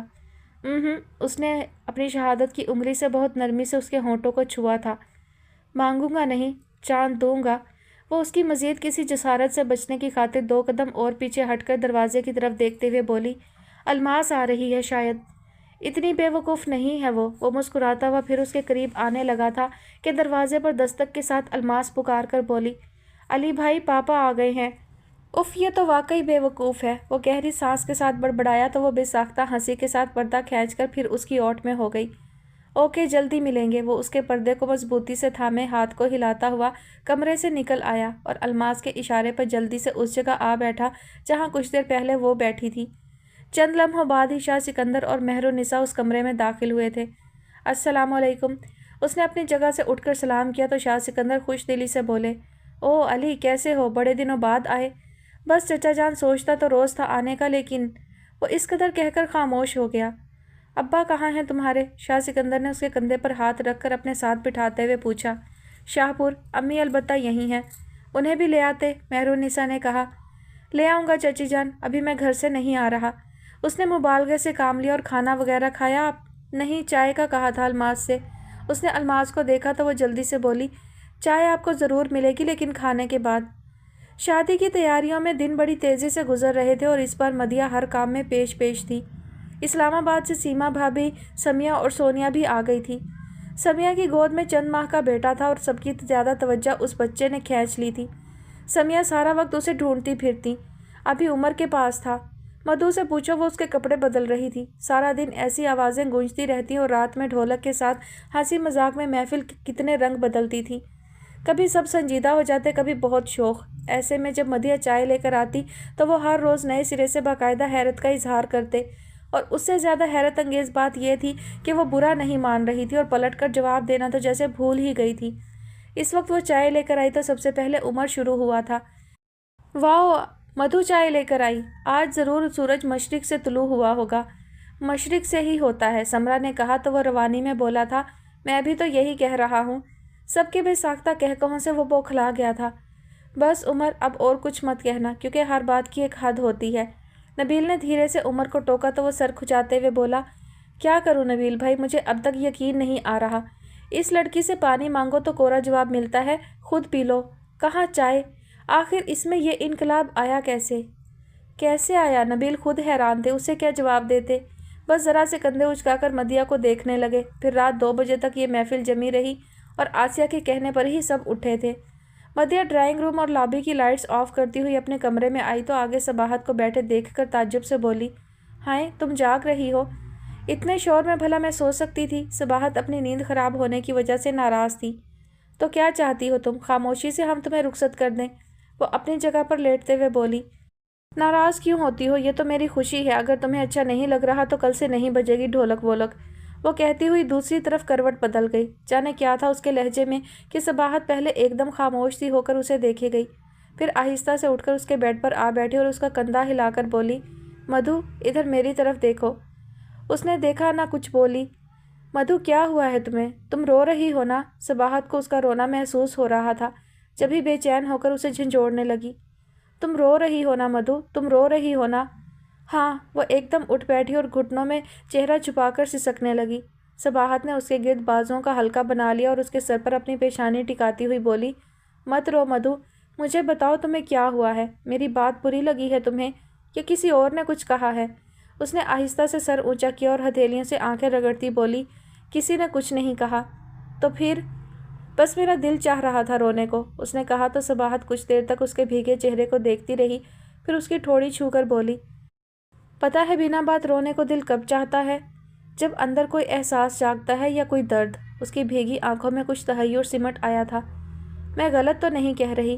اس احساس، اس درد کا نام ہے محبت۔ صباحت نے معنی خیز شریر مسکراہٹ کے ساتھ کہا تو وہ نظریں چراتی ہوئی بولی، مجھے پتہ ہے۔ واقعی؟ پھر جلدی سے بتاؤ کون ہے؟ صباحت نے خوش ہو کر پوچھا۔ کیا مطلب ہے تمہارا؟ انجان مت بنو مدھو، میں بہت دنوں سے تمہیں نوٹ کر رہی ہوں۔ باتیں کرتے کرتے کھو جاتی ہو، آہٹوں پر چونکتی ہو، اور صبح تو میں نے تمہیں اپنے آپ مسکراتے ہوئے دیکھا تھا، جبکہ ابھی رو رہی تھی بنا کسی بات کے۔ یہ ساری علامات ظاہر کرتی ہیں کہ کسی مسافر نے تمہارے دل کی کشتی میں ٹھکانہ کر لیا ہے۔ صباحت کچھ ہلکے پھلکے انداز میں اس پر گرفت کر رہی تھی۔ لیکن مدھو، اب تم کوئی دھوکہ مت کھانا، پہلے دیکھ لینا کہ اس کی محبت میں کتنی سچائی، کتنی ایمانداری ہے۔ سچائی ہی سچائی، ایمانداری ہی ایمانداری، وہ اپنے آپ بولنے لگی تھی۔ میں حیران ہوں کہ میری تمام تر خامیوں، میری نفرتوں اور عداوتوں کے باوجود وہ مجھ سے محبت کرتا ہے۔ میں اس کی نفی کرتے کرتے ہار گئی صبا۔ وہ محبت کا آسمان ہے، جانے کب سے اس نے میرے لیے اپنی باہیں وا کر رکھی ہیں۔ میں سر اٹھا کر اسے دیکھ سکتی ہوں لیکن چھو نہیں سکتی، کیونکہ اس کے سامنے مجھے اپنا آپ بہت کمزور، بہت حقیر لگنے لگا ہے۔ میں اس کے قابل نہیں ہوں صبا۔ پھر تم کیوں اسے مجبور کرتی ہو کہ وہ مجھ سے اپنی محبت کا اظہار کرے؟ شاہ سکندر کے لیے شاہ یونس کا آنا اور مدیحہ کے لیے شاہ تیمور کا پرپوزل دینا دونوں باتیں ہی غیر متوقع تھیں، لیکن انہوں نے ظاہر نہیں کیا کیونکہ شاہ یونس سب سے بڑے تھے اور وہ ہمیشہ سے ان کا بہت احترام کرتے تھے، اس لیے انہیں صاف جواب بھی نہیں دے سکے اور یہی کہا کہ وہ مدیحہ کی ماں سے مشورہ کر کے بتائیں گے۔ پھر ان کا ارادہ تو نہیں تھا اس سلسلے میں آسیہ سے بات کرنے کا، لیکن یہ سوچ کر شاہ پور میں قیام کے دوران ہو سکتا ہے مدیحہ اور شاہ تیمور کے درمیان انڈرسٹینڈنگ ہوئی ہو، انہوں نے آسیہ سے بات کر لینا ضروری سمجھا۔ ان کے خیال میں اگر آسیہ اس رشتے پر راضی ہوئی تو پھر صباحت کے ساتھ ہی مدیحہ کی شادی بھی کر دیں گے، اسی لیے انہوں نے جلدی کی تھی اور اسی شام آسیہ کے کلینک پہنچ گئے تھے۔ اس بار آسیہ نے ان کے ساتھ جانے کے بجائے وہیں کمرے میں انہیں بلا لیا تھا اور ابتدائی رسمی جملوں کے بعد ان کی آمد کا مقصد پوچھا تو کہنے لگے، میں مدیحہ کی بات کرنے آیا ہوں، اس کی شادی کے بارے میں آپ نے کیا سوچا ہے؟ صبا کے بعد آسیہ نے بہت مختصر جواب دیا تو وہ قدرے رک کر پوچھنے لگے، کوئی ہے آپ کی نظر میں اس کے لیے؟ کیا ہے میرا بھتیجا نبیل؟ وہ ان کی بات پوری ہونے سے پہلے بول پڑی۔ نبیل؟ انہوں نے کچھ دیر سوچا پھر کہنے لگے، اوکے ایز یو لائک، ویسے میں بھی ایک پرپوزل لایا تھا لیکن میرا خیال ہے اب اس کے بارے میں کچھ کہنا فضول ہے، یا آپ جاننا چاہیں گی؟ بالکل نہیں، آئی ایم سوری۔ تو سوری، بھول جائیں کہ میں نے آپ سے ایسی کوئی بات کی ہے، وہ کہہ کر فوراً موضوع بدل گئے۔ پھر کیا خیال ہے؟ انہوں نے کہا، پھر ادھر ادھر دیکھتے ہوئے بولے، لیکن یہاں رنگ ہے نہ خوشبو اور موسم کا بھی پتہ نہیں چل رہا، کیا خیال ہے کہیں باہر چلیں، کھلی فضا میں، کھلے آسمان تلے؟ آسیہ فوراً جواب نہیں دے سکی اور سوچنے کے بعد بھی شش و پنج میں تھی۔ انہوں نے اپنا لائٹر جو بے خیالی میں اس کی ٹیبل پر رکھ دیا تھا وہ اٹھا کر جیب میں رکھتے ہوئے گویا چلنے کا اشارہ دیا تھا، پھر ٹھہر کر گویا ہوئے، ہمارے بعد ہیں کچھ لوگ کیسے، دیکھ تو آئیں، چلو اس شے کو ایک بار پھر سے دیکھ تو آئیں۔ آسیہ کسی غیر مرئی طاقت کے زیر اثر اٹھتی ہوئی بے ساختہ گویا ہوئی تھی، بہت دن سے سمندر کی ہوا گمسم سی آتی ہے، نہ ہو طوفان کے رخ پر سفینے دیکھ تو آئیں۔ تھینکس۔ شاہ سکندر کی نظروں میں تشکر تھا اور ممنونیت کہ اس نے ان کا مان رکھ لیا تھا۔ گو کہ رات اتر آئی تھی، پھر بھی انہوں نے گاڑی ساحل کے قریب جا کر روکی تھی۔ اندھیرے میں سمندر نظر نہیں آ رہا تھا لیکن لہروں کا شور اس کے ہونے کا یقین دلا رہا تھا۔ شاہ سکندر جتنے سرشار آئے تھے اس جگہ کو دیکھ کر انہیں شدید دھچکا لگا تھا اور بیٹھتے ہوئے بے اختیار کہہ گئے، یہاں سے ہم جدا ہوئے تھے۔ آسیہ نے چونک کر پہلے انہیں دیکھا، پھر اپنے اطراف دیکھتے ہوئے اس کی آنکھیں یکلخت دھندلا گئی تھیں۔ بہت مشکل ہے فرار، کم از کم اس شہر میں تو ناممکن، قدم قدم پر یادیں بکھری پڑی ہیں، شاہ سکندر نے کہہ کر گہری سانس کھینچی تھی۔ اس کے بعد دونوں کے درمیان خاموشی کی ایک دیوار حائل ہو گئی۔ خاموشی کا تو نام ہوتا ہے، ورنہ یوں بھی کلام ہوتا ہے، آنکھ سے آنکھ نہیں ملتی، دل سے دل ہم کلام ہوتا ہے۔ اور یہاں دل بول رہے تھے، جذبے بول رہے تھے جو وقت اور عمر کے محتاج نہیں ہوتے۔ میں 20 برسوں میں کس پر کیا بیتی ہوائیں پوچھ رہی تھیں۔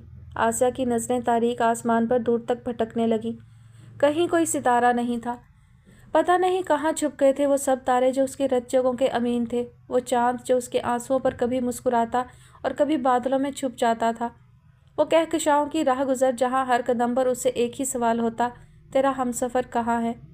کیسی دھند تھی، کچھ نظر نہیں آ رہا تھا۔ آسیہ، شاہ سکندر نے دھیرے سے پکارا تھا۔ وہ ذرا سا چونکی، پھر ان کی طرف متوجہ تو ہو گئی لیکن انہیں دیکھا نہیں۔ ایک بات پوچھوں؟ شاہ سکندر براہ راست اسے دیکھتے ہوئے کترا رہے تھے۔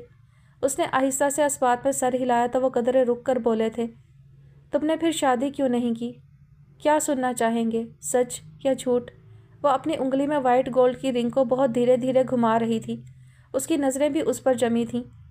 جو تم آسانی سے بول سکو، شاہ سکندر نے کہا تو اس نے ایک دم سر اونچا کر کے انہیں دیکھا، پھر دکھ سے گویا ہوئی۔ آسانی سے تو ایک ہی بات کہی جا سکتی ہے کہ بچیوں کی خاطر۔ ہر وہ عورت جو ایسے کسی المیہ سے دوچار ہوتی ہے وہ یہی کہتی ہے، اور شروع تو یہی سچ ہوتا ہے، لیکن جیسے جیسے وقت گزرتا ہے عورت اپنے لیے سوچنے لگتی ہے، لیکن اس کے ساتھ بڑا المیہ یہ ہوتا ہے کہ اسے بچوں کے ساتھ کوئی قبول نہیں کرتا اور وہ بچوں کو چھوڑنا بھی نہیں چاہتی۔ یوں بقیہ ساری زندگی ایک ایسے شخص کو ڈھونڈنے میں گزر جاتی ہے جو اس کے بچوں کو بھی تحفظ دے سکے، اور ایسے شخص ہزاروں نہیں لاکھوں میں کوئی ایک ہوتا ہے۔ شاہ سکندر بغور اسے دیکھ اور سن رہے تھے، اس کی بات ختم نہیں ہوئی تھی، سانس لینے کو رکی تھی غالباً کہ وہ بے صبری کا مظاہرہ کر گئے۔ تم؟ نہیں، وہ فوراً بول پڑی، میں نے کبھی سوچا ہی نہیں، حالانکہ میرے ماں باپ بھائیوں بھاوجوں نے بہت چاہا، اور وہ جو لاکھوں میں کوئی ایک ہوتا ہے وہ بھی خود چل کر میرے پاس آیا۔ وہ بہت نائس، بہت فیئر تھا، لیکن وہ بولتے بولتے کچھ کھو سی گئی تھی۔ لیکن شاہ سکندر کی دھڑکنیں رکنے لگی تھیں۔ میرا دل نہیں مانا کہ میں اس کے ساتھ منافقت کروں، اس کے سچے جذبوں کے ساتھ بے ایمانی کروں، گو کہ اپنے دل کی بستی سے میں نے وہ سارے پھول خود اپنے ہاتھوں سے نوچ ڈالے تھے جن کی آبیاری میں میری ساری محبتیں شامل تھیں، اور محبتیں تو فنا نہیں ہوتیں شاہ سکندر۔ انسان فانی ہے، روح کو فنا نہیں، اور جو روح میں بس جائے اس کے لیے کوئی دروازہ بند نہیں ہوتا۔ پھر میں ایسی کوشش کیوں کرتی؟ کیا ہوا جو دل کی بستی اجڑ گئی؟ کیا ہوا جو قربتیں فاصلوں سے بدل گئیں؟ یہ سب تو وقت کی ادائیں ہیں، کبھی دے جاتا ہے، کبھی لے جاتا ہے، یہی زندگی ہے۔ اور زندگی کے ساتھ وقت خواہ کتنی آنکھ مچولی کھیل لے، روح کی گرد کو بھی نہیں پا سکتا، اور میری روح میں جو محبت رچ بس گئی اسے نکال پھینکنے پر میں قادر ہی نہیں تھی۔ پھر کیسے میں کسی اور کا ہاتھ تھام لیتی؟ یہ تو سراسر بے ایمانی ہوتی، اس کے ساتھ خود اپنے ساتھ، اور اس بے ایمانی پر میری محبت روتی، تڑپتی، سسکتی۔ یہ مجھے منظور نہیں تھا۔ شاہ سکندر اپنی جگہ بالکل ساکت ہو گئے تھے، نظریں اس محبت و وفا کی دیوی پر جم کر رہ گئی تھیں، اور سماعتوں میں صرف اس کی آواز تھی، جیسے کائنات میں بس ایک وہی سچ ہے، وہی حقیقت، باقی سب فریب۔ جانے ایک طویل خواب کے بعد اب بیداری کا وقت آیا تھا، یا ساری عمر جاگتے جاگتے تھکی ہوئی آنکھوں میں اب نیند اتری تھی۔ کچھ بھی ہو، یہ لمحے خواب یا حقیقت زندگی کا حاصل تھے۔ ان کے سینے میں ہلکا ہلکا درد کروٹیں لینے لگا تھا۔ اے وقت، بس اب ٹھہر جا، اس سے آگے اب کچھ نہیں ہے، نہ کوئی آرزو، نہ کوئی خواہش، نہ رنگ، نہ ترنگ، تو اب کس کے ساتھ آنکھ مچولی کھیلے گا؟ زندگی تو بس یہیں تک تھی، اس کے بعد روح کا سفر ہے، اور تو روح کی گرد کو بھی نہیں پا سکتا۔ کہہ دے اس بے درد دنیا سے کہ روح سے روح کا ناطہ جڑ گیا ہے، اب اسے کوئی جدا نہیں کر سکتا۔ تو بھی نہیں، تو بھی نہیں۔ ان کے سینے میں درد بڑھتے بڑھتے ناقابل برداشت ہو گیا تھا۔ آس ساری توانائیاں صرف کر کے بھی ان کے ہونٹوں سے بہت مدھم آواز نکلی تھی۔ پھر بھی آسیہ نے فوراً سر اونچا کیا اور انہیں سینے پر ہاتھ رکھے جھکتے دیکھ کر اس کے ہاتھ پیر پھول گئے۔ سکندر، سکندر! بہت پریشان ہو کر وہ انہیں پکارنے لگی۔ اس کے حواس ساتھ چھوڑ رہے تھے، پھر بھی اس نے بہت ہمت کر کے انہیں گھسیٹ کر وہیں پتھریلی زمین پر لٹا دیا اور اس کے سینے پر دونوں ہاتھ جما کر زور زور سے دبانے کے ساتھ مدد کے لیے لوگوں کو پکارنے لگی۔ ادھر ادھر سے کافی لوگ جمع ہو گئے، کسی نے موبائل پر ایمبولینس بلا لی، اور ایمبولینس کے آنے تک وہ مسلسل اپنی کوشش میں مصروف رہی تھی۔ ایک ایک پل قیامت تھا۔ اس کی نظریں بند دروازے پر جمی ہوئی تھیں، جبکہ ذہن اور دل دونوں ہی کسی نامعلوم شکنجے میں جکڑے گئے تھے۔ جب ہی ہونٹوں پر کوئی دعا نہیں تھی۔ جانے کتنا وقت بیت گیا تھا، اسے کچھ خبر نہیں تھی۔ جب ڈاکٹر نے آ کر اسے متوجہ کیا تب بھی وہ خالی خالی نظروں سے اسے دیکھنے لگی۔ آپ کے ساتھ کوئی اور نہیں ہے؟ ڈاکٹر نے پوچھا تو اس کا سر آپ ہی آپ نفی میں ہل گیا۔ کسی کو بلا لیں، ڈاکٹر نے پھر کہا تو اس کا سہما ہوا دل مزید سہم گیا۔ بہت کوشش کر کے بولنا چاہا تو بس ایک ہی لفظ کہہ سکی، کیوں؟ اس لیے کہ آپ پریشان ہو رہی ہیں، پلیز بیٹھ جائیں۔ میں ٹھیک ہوں، آپ بتائیں۔ وہ اس نے دروازے کی طرف دیکھا۔ دعا کریں، ڈاکٹر اسی قدر کہہ کر آگے بڑھ گیا۔ دعا؟ اس کے احساسات پر جیسے کوئی جھنجھوڑنے والی ضرب پڑی تھی اور دل یکبارگی زور زور سے دھڑکنے لگا تھا۔ میرے اللہ، میرے اللہ! اس سے آگے اسے کچھ سمجھ میں نہیں آ رہا تھا۔ یوں ہی اللہ اللہ کا ورد کرتے ہوئے اس نے پی سی او کا رخ کیا، پھر گھر کا نمبر ڈائل کرتے ہوئے سامنے وال کلاک پر نظر پڑی۔ رات کا 1 بج رہا تھا۔ دوسری طرف مسلسل بیل جا رہی تھی۔ کتنی دیر بعد ریسیور اٹھنے کے ساتھ ہی ڈھولک کی آواز نے اس کے اندر کی دنیا تہہ و بالا کر دی تھی۔ اس کے بعد غالباً مدیحہ تھی۔ Hello, hello! میرے خدا! اس نے آہستہ سے کریڈل پر ہاتھ رکھ کر سلسلہ منقطع کر دیا۔ پھر کچھ دیر سوچنے کے بعد علی جہانگیر کے نمبر ڈائل کیے تو ادھر زیادہ انتظار نہیں کرنا پڑا۔ چند لمحوں بعد ہی اس کی آواز آئی تھی، یس علی جہانگیر۔ علی یہ میں ہوں آسیہ۔ وہ کس طرح اپنی آواز کی لرزش پر قابو نہیں پا سکی تھی۔ جی آنٹی خیریت؟ علی جہانگیر نے اس کی بدلی ہوئی آواز سے ٹھٹک کر پوچھا۔ خیریت نہیں ہے بیٹا، میں یہاں کارڈیو سے بول رہی ہوں، تم اگر آ سکتے ہو تو فوراً آ جاؤ۔ میں آ رہا ہوں آنٹی، آپ پریشان نہیں ہو، اور پلیز یہ تو بتائیں کہ کون؟ بس تم آ جاؤ، اس نے علی جہانگیر کی بات پوری ہونے سے پہلے کہا اور فون رکھ دیا۔ پھر کوریڈور تک آتے آتے اس کا ضبط جواب دے گیا تھا۔ میرے اللہ، میری بچیوں کو اب ان کا باپ ملا ہے، ان کے سروں پر یہ صاحبان سلامت رکھنا۔ اس نے دعا کے لیے ہاتھ اٹھائے، پھر انہی ہاتھوں سے چہرہ چھپا لیا کیونکہ آنسو روانی سے چھلک گئے تھے اور اس تیزی سے کہ اس کے ہونٹ حرکت کرنے لگے تھے۔ ساری دعائیں اس شخص کے لیے تھیں جو اس کا کچھ نہیں تھا اور بہت کچھ تھا۔ تقریباً 15 منٹ بعد علی جہانگیر نے اس کے کندھے پر ہاتھ رکھ کر پکارا تھا، آنٹی۔ اس نے چونک کر ہاتھ نیچے گرائے تو اس کی آنسوؤں سے بھری ہتھیلیاں دیکھ کر علی جہانگیر مزید پریشان ہو گیا۔ آنٹی پلیز بتائیں کیا ہوا ہے؟ صباحت اور مدیحہ؟ وہ زور زور سے نفی میں سر ہلانے لگی۔ پھر کون ہے یہاں؟ وہ اس کے سامنے گھٹنے ٹیک کر بیٹھ گیا اور ان کی آنسوؤں سے بھری ہتھیلیوں پر اپنے ہاتھ رکھ کر پوچھا تو وہ رک کر بولی، شاہ سکندر۔ سکندر چچا؟ کیا ہوا ہے انہیں؟ علی جہانگیر ضبط کرنے کی کوشش میں اس کے ہاتھوں کو زور سے دبا گیا تھا۔ ہارٹ۔ وہ اسی قدر کہہ کر خاموش ہو گئی۔ اوہ گاڈ! علی جہانگیر کے ذہن میں کتنے سوال ابھرے، کب، کہاں، کیسے، لیکن اس کی حالت کے پیش نظر اس نے مزید کچھ نہیں پوچھا اور تسلی دیتے ہوئے بولا، سب ٹھیک ہوگا آنٹی، آپ پلیز خود پر قابو رکھیں، میں ڈاکٹر سے مل کر آتا ہوں۔ سنو، میرے گھر فون کر کے نبیل سے کہنا یہاں آ جائے، خیال رکھنا مدھو اور صبا کو معلوم نہ ہو۔ جی بہتر۔ وہ تسلی کے انداز میں اس کے ہاتھ تھپک کر پہلے کاؤنٹر پر آیا اور وہاں موجود نرس سے ڈاکٹر کا معلوم کر کے فوراً اس طرف چل پڑا۔ راہداری میں تیسرے دروازے پر ڈاکٹر اکرام اللہ کے نام کی تختی دیکھ کر اس نے اس دروازے پر آہستہ سے دستک دی اور کم ان کی آواز پر اندر داخل ہوا۔ السلام علیکم سر۔ وعلیکم السلام جواب کے ساتھ ڈاکٹر صاحب سوالیہ نظروں سے دیکھنے لگے تو وہ جیب سے اپنا کارڈ نکال کر ان کے سامنے رکھتے ہوئے بولا، مسٹر شاہ سکندر حیات میرے چچا ہیں۔ اوہ! ڈاکٹر نے ہونٹ سکیڑ کر اس کے کارڈ پر نظر ڈالی، پھر اسے دیکھ کر کہنے لگے، بہت سیریس کنڈیشن ہے ان کی، اگلے 24 گھنٹوں تک میں کچھ نہیں کہہ سکتا سوائے اس کے کہ دعا کریں۔ اس بات کے جواب میں وہ کیا کہتا، چپ چاپ انہیں دیکھے گیا۔ ہم اپنی سی پوری کوشش کر رہے ہیں، آگے زندگی موت اللہ کے اختیار میں ہے، دعا کریں ان کی زندگی ہو۔ آمین۔ اس نے چیئر پر ہاتھ جما کر گویا خود کو سہارا دیا، پھر ٹیلی فون کی طرف دیکھا تو ڈاکٹر اکرام اللہ نے اسے بیٹھنے کا اشارہ کرنے کے ساتھ ٹیلی فون سیٹ اس کی طرف کھسکا دیا۔ Thank you. اس نے بیٹھتے ہی آسیہ کے گھر کے نمبر ڈائل کیا اور اس کے ساتھ بھی وہی ہوا۔ ریسیور اٹھتے ہی ڈھولک کی آواز اس کی سماعتوں سے ٹکرائی تو ایک لہجہ کو وہ چکرا گیا کہ جہاں خوشی کے شادیانے بج رہے ہیں وہاں وہ یہ خبر کیسے دے۔ ہیلو ہیلو، اس بار ادھر سے نبیل بول رہے تھے۔ السلام علیکم نبیل بھائی، میں علی جہانگیر۔ وہ بہت سنبھل کر بولا۔ خیریت علی، اس وقت کیسے فون کیا؟ رات کے 2 بجے نبیل کی تشویش فطری تھی۔ بس نبیل بھائی، خیریت ہے بھی اور نہیں بھی، آپ ابھی کسی سے نہیں کہیں اور فوراً کارڈیو آ جائیں۔ سکندر چچا کو سیریس اٹیک ہوا ہے، آنٹی آسیہ بھی یہیں ہے۔ اس نے ایک ہی سانس میں ساری بات کہہ کر ان کا جواب سنے بغیر فون بند کر دیا۔ پھر شاہ پور کے نمبر ڈائل کرنے لگا۔ کیونکہ ڈاکٹر اکرام اللہ نے اسے کوئی امید نہیں دلائی تھی، اس لیے اس نے بابا جان کو اطلاع کرنا ضروری سمجھا تھا۔ ہیلو۔ کتنی دیر بعد بابا جان کی نیند میں ڈوبی آواز آئی تھی۔ السلام علیکم بابا جان، میں علی بات کر رہا ہوں۔ علی؟ بابا جان کو غالباً بیدار ہونے میں کچھ وقت لگا۔ ہاں علی، کیا بات ہے؟ وہ بابا جان، وہ اسی قدر کہہ سکا۔ ہاں کہو، ہم سن رہے ہیں۔ کیا پھر تمہاری شادی میں کوئی؟ میری شادی کو گولی ماریں بابا جان، بس آپ فوراً یہاں آ جائیں۔ سکندر چچا کی طبیعت ٹھیک نہیں ہے، وہ ان کی بات کاٹ کر بولا۔ کیا ہوا ہے اسے؟ بابا جان اب ٹھٹکے تھے۔ آپ آ کر دیکھ لیں، وہ ہارٹ اٹیک کا بتانا نہیں چاہتا تھا۔ پہلے ڈاکٹر کو تو دکھاؤ۔ بابا جان دہاڑے تھے۔ ڈاکٹر ہی کے پاس ہیں، کارڈیو میں، آپ کو آنے میں 3 گھنٹے لگیں گے بابا جان۔ اس نے وقت کی نزاکت کا احساس دلایا۔ ہاں ہاں، ہمیں معلوم ہے، ہم بس ابھی آ رہے ہیں، تم سکندر کے پاس رہو۔ انہی کے پاس ہوں، اس نے کہہ کر فون رکھ دیا، پھر ڈاکٹر کا شکریہ ادا کر کے ان کے کمرے سے نکلا تو راہداری میں ہی نبیل مل گئے۔ کیسے ہیں انکل سکندر؟ نبیل نے اسے دیکھتے ہی پوچھا تو وہ بس ذرا سے کندھے اچکا کر رہ گیا۔ ڈاکٹر کیا کہہ رہے ہیں؟ دعا کریں 24 گھنٹے خیریت سے گزر جائیں۔ اتنی سیریس کنڈیشن ہے؟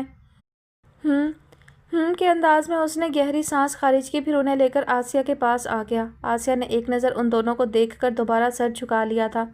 پھپھو؟ نبیل نے اس کے پاس بیٹھ کر اسے اپنے بازو کے حلقے میں لے لیا۔ آپ بہت بہادر ہیں پھوپھو، آپ کا حوصلہ نہیں ہارنا چاہیے، اللہ چاہے گا انکل بالکل ٹھیک ہو جائیں گے۔ آسیہ کی آنکھوں میں رکے ہوئے آنسو پھر قطرہ قطرہ اس کے ہاتھوں پر ٹپکنے لگے۔ روئے نہیں پھوپھو پلیز۔ نبیل نے اپنے ہاتھ سے اس کے آنسو صاف کیے۔ مدھو اور صبا اپنے باپ سے مل کر کتنی خوش تھیں، وہ روندی ہوئی آواز میں بولی۔ ان کی یہ خوشی قائم رہے گی انشاءاللہ۔ نبیل نے فوراً کہا تو وہ دل میں آمین کہہ کر پوچھنے لگی، تم نے انہیں بتایا تو نہیں؟ نہیں، البتہ خلیل چچا سے کہہ کر آیا ہوں۔ نبیل اسے جواب دے کر علی جہانگیر کی طرف متوجہ ہو گئے۔ علی بیٹھ جاؤ یار، تھک جاؤ گے۔ آنٹی تھک گئی ہے، میرا خیال ہے آپ انہیں گھر لے جائیں، علی جہانگیر نے رک کر کہا تو نبیل نے آسیہ کو یوں دیکھا جیسے چل رہی ہوں۔ نہیں بیٹا، جب تک ڈاکٹر اطمینان نہیں دلاتے میں نہیں جا سکتی۔ آسیہ کا جواب سن کر علی جہانگیر نے مزید کچھ نہیں کہا اور اپنی رسٹ واچ پر نظر ڈال کر ٹہلتا ہوا آگے چلا گیا۔ پھر جس طرح وہ بار بار گھڑی دیکھنے کے ساتھ ریلنگ سے نیچے جھانک رہا تھا، اس سے نبیل سمجھ گئے اسے کسی کا انتظار ہے، اور ان کا ذہن شاہ جہانگیر کی طرف گیا تھا، اس لیے وہ بھی لاشعوری طور پر انہی کا انتظار کرنے لگے۔ آسیہ کو جتنی قرآنی آیات یاد تھیں ان کا ورد کرنے میں لگ گئی تھیں۔ پھر فجر کی اذانوں کے ساتھ ہی بابا جان کی آمد ہوئی تھی، اس کے ساتھ شاہ جہانگیر تھے۔ نبیل نے دور ہی سے شاہ جہانگیر کو دیکھ لیا تھا اور اپنی جگہ سے اٹھ کر ان کی طرف بڑھنا چاہتے تھے کہ ان کے ساتھ بابا جان کو دیکھ کر وہ قدرے خائف سے ہو گئے اور دوبارہ بیٹھ کر آسیہ کو متوجہ کرتے ہوئے بولے، پھوپھو شاہپور سے لوگ آ رہے ہیں۔ آسیہ نے چونک کر سر اونچا کیا تو اس کی پہلی نظر ہی بابا جان پر پڑی تھی، گو کہ اس سے پہلے اس نے انہیں نہیں دیکھا تھا، پھر بھی وہ انہیں پہچان سکتی تھی۔ اونچا شملہ سر پر سجائے اس وقت بہت کمزور لگ رہے تھے، ان کی چال بھی بہت دھیمی تھی۔ اس نے بہت خاموشی سے انہیں اپنے سامنے سے گزرتے ہوئے دیکھا، پھر سرگوشی میں نبیل سے بولی، گھر چلو نبیل، اذان ہو رہی ہے، نماز گھر میں پڑھوں گی۔ بابا جان نے بہت چاہا کہ وہ ایک نظر ہی شاہ سکندر کو دیکھ لیں، ڈاکٹر نے اجازت نہیں دی۔ تب وہ بہت مایوس ہو کر اس جگہ آ بیٹھے تھے جہاں کچھ دیر پہلے آسیہ بیٹھی تھی، اور وہ تو نہیں، البتہ شاہ جہانگیر آسیہ کو دیکھ چکے تھے، اس لیے بابا جان کے ساتھ بیٹھتے ہوئے انہوں نے اشارے سے علی سے پوچھا کہ آسیہ کہاں گئی۔ جواب میں اس نے لا علمی کا اظہار کیا تھا۔ کون لایا تھا سکندر کو یہاں؟ بابا جان نے علی کو دیکھ کر پوچھا تو وہ بہت سنبھل کر بولا، پتہ نہیں بابا جان۔ تمہیں کیسے خبر ہوئی تھی؟ میرے پاس فون آیا تھا رات 1 بجے کے قریب کہ شاہ سکندر کو اٹیک ہوا ہے اور وہ کارڈیو میں ہے، بس اتنا سن کر ہی میں بھاگا چلا آیا۔ پھر ڈاکٹر سے ان کی کنڈیشن معلوم کرنے کے بعد میں نے آپ کو فون کیا تھا۔ وہ پورے دھیان سے بابا جان کی طرف متوجہ تھا تاکہ ان کی ہر بات کا جواب دے سکے۔ اس کے گھر میں خبر ہے مہرونسا اور بچوں کو؟ بابا جان نے سوچتے ہوئے انداز میں پوچھا۔ میرا خیال ہے نہیں، اگر ہوتی تو مہرونسا چچی اس وقت یہاں ہوتی۔ ڈاکٹر کیا کہتے ہیں؟ علی جہانگیر نے کوئی جھوٹی آس دلانے کی بجائے خاموشی اختیار کر لی۔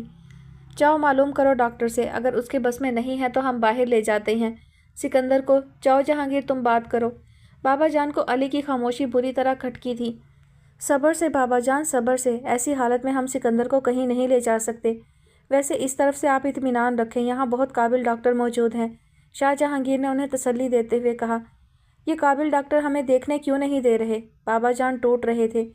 ایک نظر ہمیں ہمارے بچے کو دکھا دو، بہت ناراض ہو کر آیا تھا وہ ہم سے، ہمیں اسے منا لینے دو۔ بابا جان پلیز، علی جہانگیر نے انہیں کندھوں سے تھام لیا۔ حوصلے سے کام لیں، چچا جان ٹھیک ہو جائیں گے۔ ٹھیک ہونا ہی ہے اسے، اس کی بیٹی کی شادی سر پر کھڑی ہے، جاؤ بتاؤ اسے ہم آئے ہیں اس کی بیٹی کو رخصت کرانے۔ بابا جان یکدم لاچار بوڑھے نظر آنے لگے تھے۔ علی جہانگیر کے لیے وہاں ٹھہرنا مشکل ہو گیا تو آہستہ سے ان کے کندھوں سے ہاتھ ہٹا کر دھیرے دھیرے کھسکتا ہوا راہداری میں نکل آیا، لیکن اس کا دھیان ابھی بھی بابا جان کی طرف تھا۔ بڑے بڑے طوفانوں کا مقابلہ کرنے والے اب تقدیر کے سامنے کس قدر بے بس ہو گئے تھے، سب آن بان شان دھری رہ گئی تھی۔ آخر انسان سمجھتا کیوں نہیں کہ تقدیر کے آگے کوئی تدبیر نہیں چلتی؟ خود کو خدا سمجھنے والے بھول جاتے ہیں کہ ایک دن خدا کے سامنے جانا ہے، اور خدا تو بڑا بے نیاز ہے اور اسی قدر باخبر، اسے کچھ پوشیدہ نہیں، وہ سب دیکھتا ہے، سب جانتا ہے، جانے انسان کس زوم میں ہے، سمجھتا ہی نہیں، لیکن کب تک؟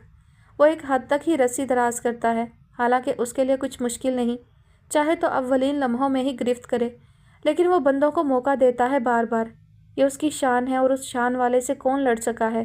کوئی نہیں، اس کے سامنے سب بے بس ہیں، کوئی مان لیتا ہے اور کوئی نہیں مانتا، اور جو نہیں مانتا اس سے وہ یوں منواتا ہے۔ وہ یوں ہی سوچتا ہوا باہر نکل کر آیا تو اس کا دل چاہا یہاں سے کہیں بہت دور چلا جائے، جہاں نہ کوئی بے حس ہو، نہ کوئی اتنا با اختیار، سب کے دکھ سکھ ایک جیسے ہوں۔ شاید بابا جان کی بے بسی پر رحم آنے لگا تھا، اس لیے وہ وہاں رک نہیں سکا اور گھر چلا آیا۔ आरफा बेगम उसके बारे में करमदीन से सवाल जवाब कर रही थी। उसे देखा तो उस पर नाराज़ होने लगी। ये रात में कौन सी ड्यूटी होती है तुम्हारी, और मुझे बताकर नहीं जा सकते थे? आप सो रही थी। वो थका थका सा सोफे पर ढह गया। अब तो जाग रही हूँ, अब बताओ कहाँ से आ रहे हो? आरफा बेगम उसके सर पर आ खड़ी हुई। करमदीन, एक थर्मास चाय और नाश्ते का टिफ़िन तैयार कर दो जल्दी, उसने पहले करमदीन को मुखातिब करके कहा, फिर आरफा बेगम का हाथ पकड़कर अपने सामने बिठाते हुए बोला, मैं रात हॉस्पिटल में था, सिकंदर चचा के पास। उनकी तबीयत ठीक नहीं है। हाय, उसे क्या हुआ? आरफा बेगम परेशान हो गई। बताओ ना, क्या ज़्यादा तबीयत ख़राब है? बस अम्मी दुआ करें। शाहपुर से बाबा जान भी आ गए हैं, वहीं हॉस्पिटल में हैं अब्बा के साथ। मैंने रात उन्हें फ़ोन करके बुलाया था। अलबत्ता सिकंदर चचा के घर में अभी किसी को नहीं पता है। आप ऐसा करें, ड्राइवर के साथ मेहरुनिसा चची के पास चली जाएं, लेकिन उन्हें कुछ बताइएगा नहीं जब तक मैं फ़ोन करके आपको चचा जान की खैरियत से आगाह ना कर दूं। वो जैसे सोच सोच कर बोल रहा था। क्या कह रहे हो अली? आरफा बेगम का दिल होलने लगा था। ओफो, आप बस कहीं नहीं जा रही, यहीं बैठी रहें। वो झिंझलाकर उठ खड़ा हुआ। करमदीन से कहीं जल्दी करे, 2 मिनट में शावर लेकर आता हूँ। मैं भी तुम्हारे साथ चलूँगी, आरफा बेगम ने कहा, लेकिन वो अनसुनी करता हुआ अपने कमरे में चला गया क्योंकि बहस का वक्त नहीं था। कुछ देर बाद वो कमरे से ही करमदीन को पुकारता हुआ निकला तो आगे आरफा बेगम थर्मास और टिफ़िन लिए खड़ी थी। उसने बड़ी मुश्किल से उन्हें अपने साथ जाने से रोका और उनके हाथ से दोनों चीज़ें लेकर जल्दी से बाहर निकल आया। शाहजहांगीर राहदारी में टहल रहे थे और बाबा जान पता नहीं कहाँ थे। वो उनकी तलाश में इधर उधर नज़रें दौड़ाता हुआ शाहजहांगीर को पुकार कर पूछने लगा, अब्बा, बाबा जान कहाँ हैं? डॉक्टर के कमरे में। तुमने नाहक उन्हें बुला लिया, बहुत परेशान हो रहे हैं, शाहजहांगीर ने जवाब देने के साथ कहा तो वो गहरी सांस खींचते हुए बोला, परेशानी की बात तो है, चलें, आप भी इधर ही चलें। मैं आपके लिए नाश्ता लाया हूँ, किसी तरह बाबा जान को भी कुछ खिला पिला दें। तुम कोशिश कर देखो, मुझे तो मना कर चुके हैं, शाहजहांगीर ने कहा और उसके साथ डॉक्टर के कमरे में आए तो आगे बाबा जान बड़ी आजिज़ी से शाह सिकंदर को एक नज़र देखने पर इसरार कर रहे थे और डॉक्टर साहब उनके मुसलसल इसरार से तंग हो रहे थे। जब ही शाहजहांगीर को देखते ही कहने लगे, प्लीज़ आप इन्हें घर ले जाएं, जब मरीज़ को होश आएगा तब मैं खुद इन्हें कॉल कर लूँगा। शाहजहांगीर ने यूँ सर हिलाया जैसे ये नहीं जाएंगे, फिर आगे बढ़कर बाबा जान के कंधों पर हाथ रखते हुए बोले, बाबा जान, देखें, अली आपके लिए घर से नाश्ता लाया है। पहले हम सिकंदर को देखेंगे, बाबा जान की अपनी ज़िद थी। ओके, मैं डॉक्टर सिद्दीकी से पूछता हूँ, अगर वो इजाज़त देंगे तो। डॉक्टर इकरामुल्लाह कहते हुए उठकर चले गए। चलो, हमें ले चलो डॉक्टर सिद्दीकी के पास। बाबा जान भी उठ खड़े हुए।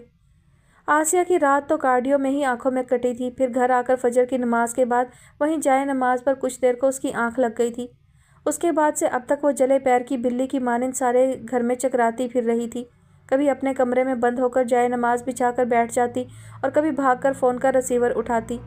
नबील के कहने पर मैमूना भाभी ने मदिया और सबाहत को नीचे बुलाकर किसी काम में मसरूफ़ कर दिया था, इसलिए वो दोनों बिल्कुल बेखबर थीं, वरना आसिया की हालत से अगर वो असल बात तक ना पहुंचती तब भी मतवाहिश ज़रूर होती और फिर जानने की कोशिश भी करती। और नबील के लिए उनके बेतुके सवालों के जवाब देना बहुत मुश्किल था क्योंकि उनका अपना जहन बुरी तरह मुतासिर हुआ था। ख़ासकर आसिया की परेशानी उनसे देखी नहीं जा रही थी और मुश्किल यह थी कि वो उसे तसल्ली भी नहीं दे पा रहे थे, ना कुछ खाने पर मजबूर कर सके। दोपहर में मैमूना भाभी ऊपर आई तो उन्होंने ज़बरदस्ती आसिया को थोड़ा खाना खिलाया।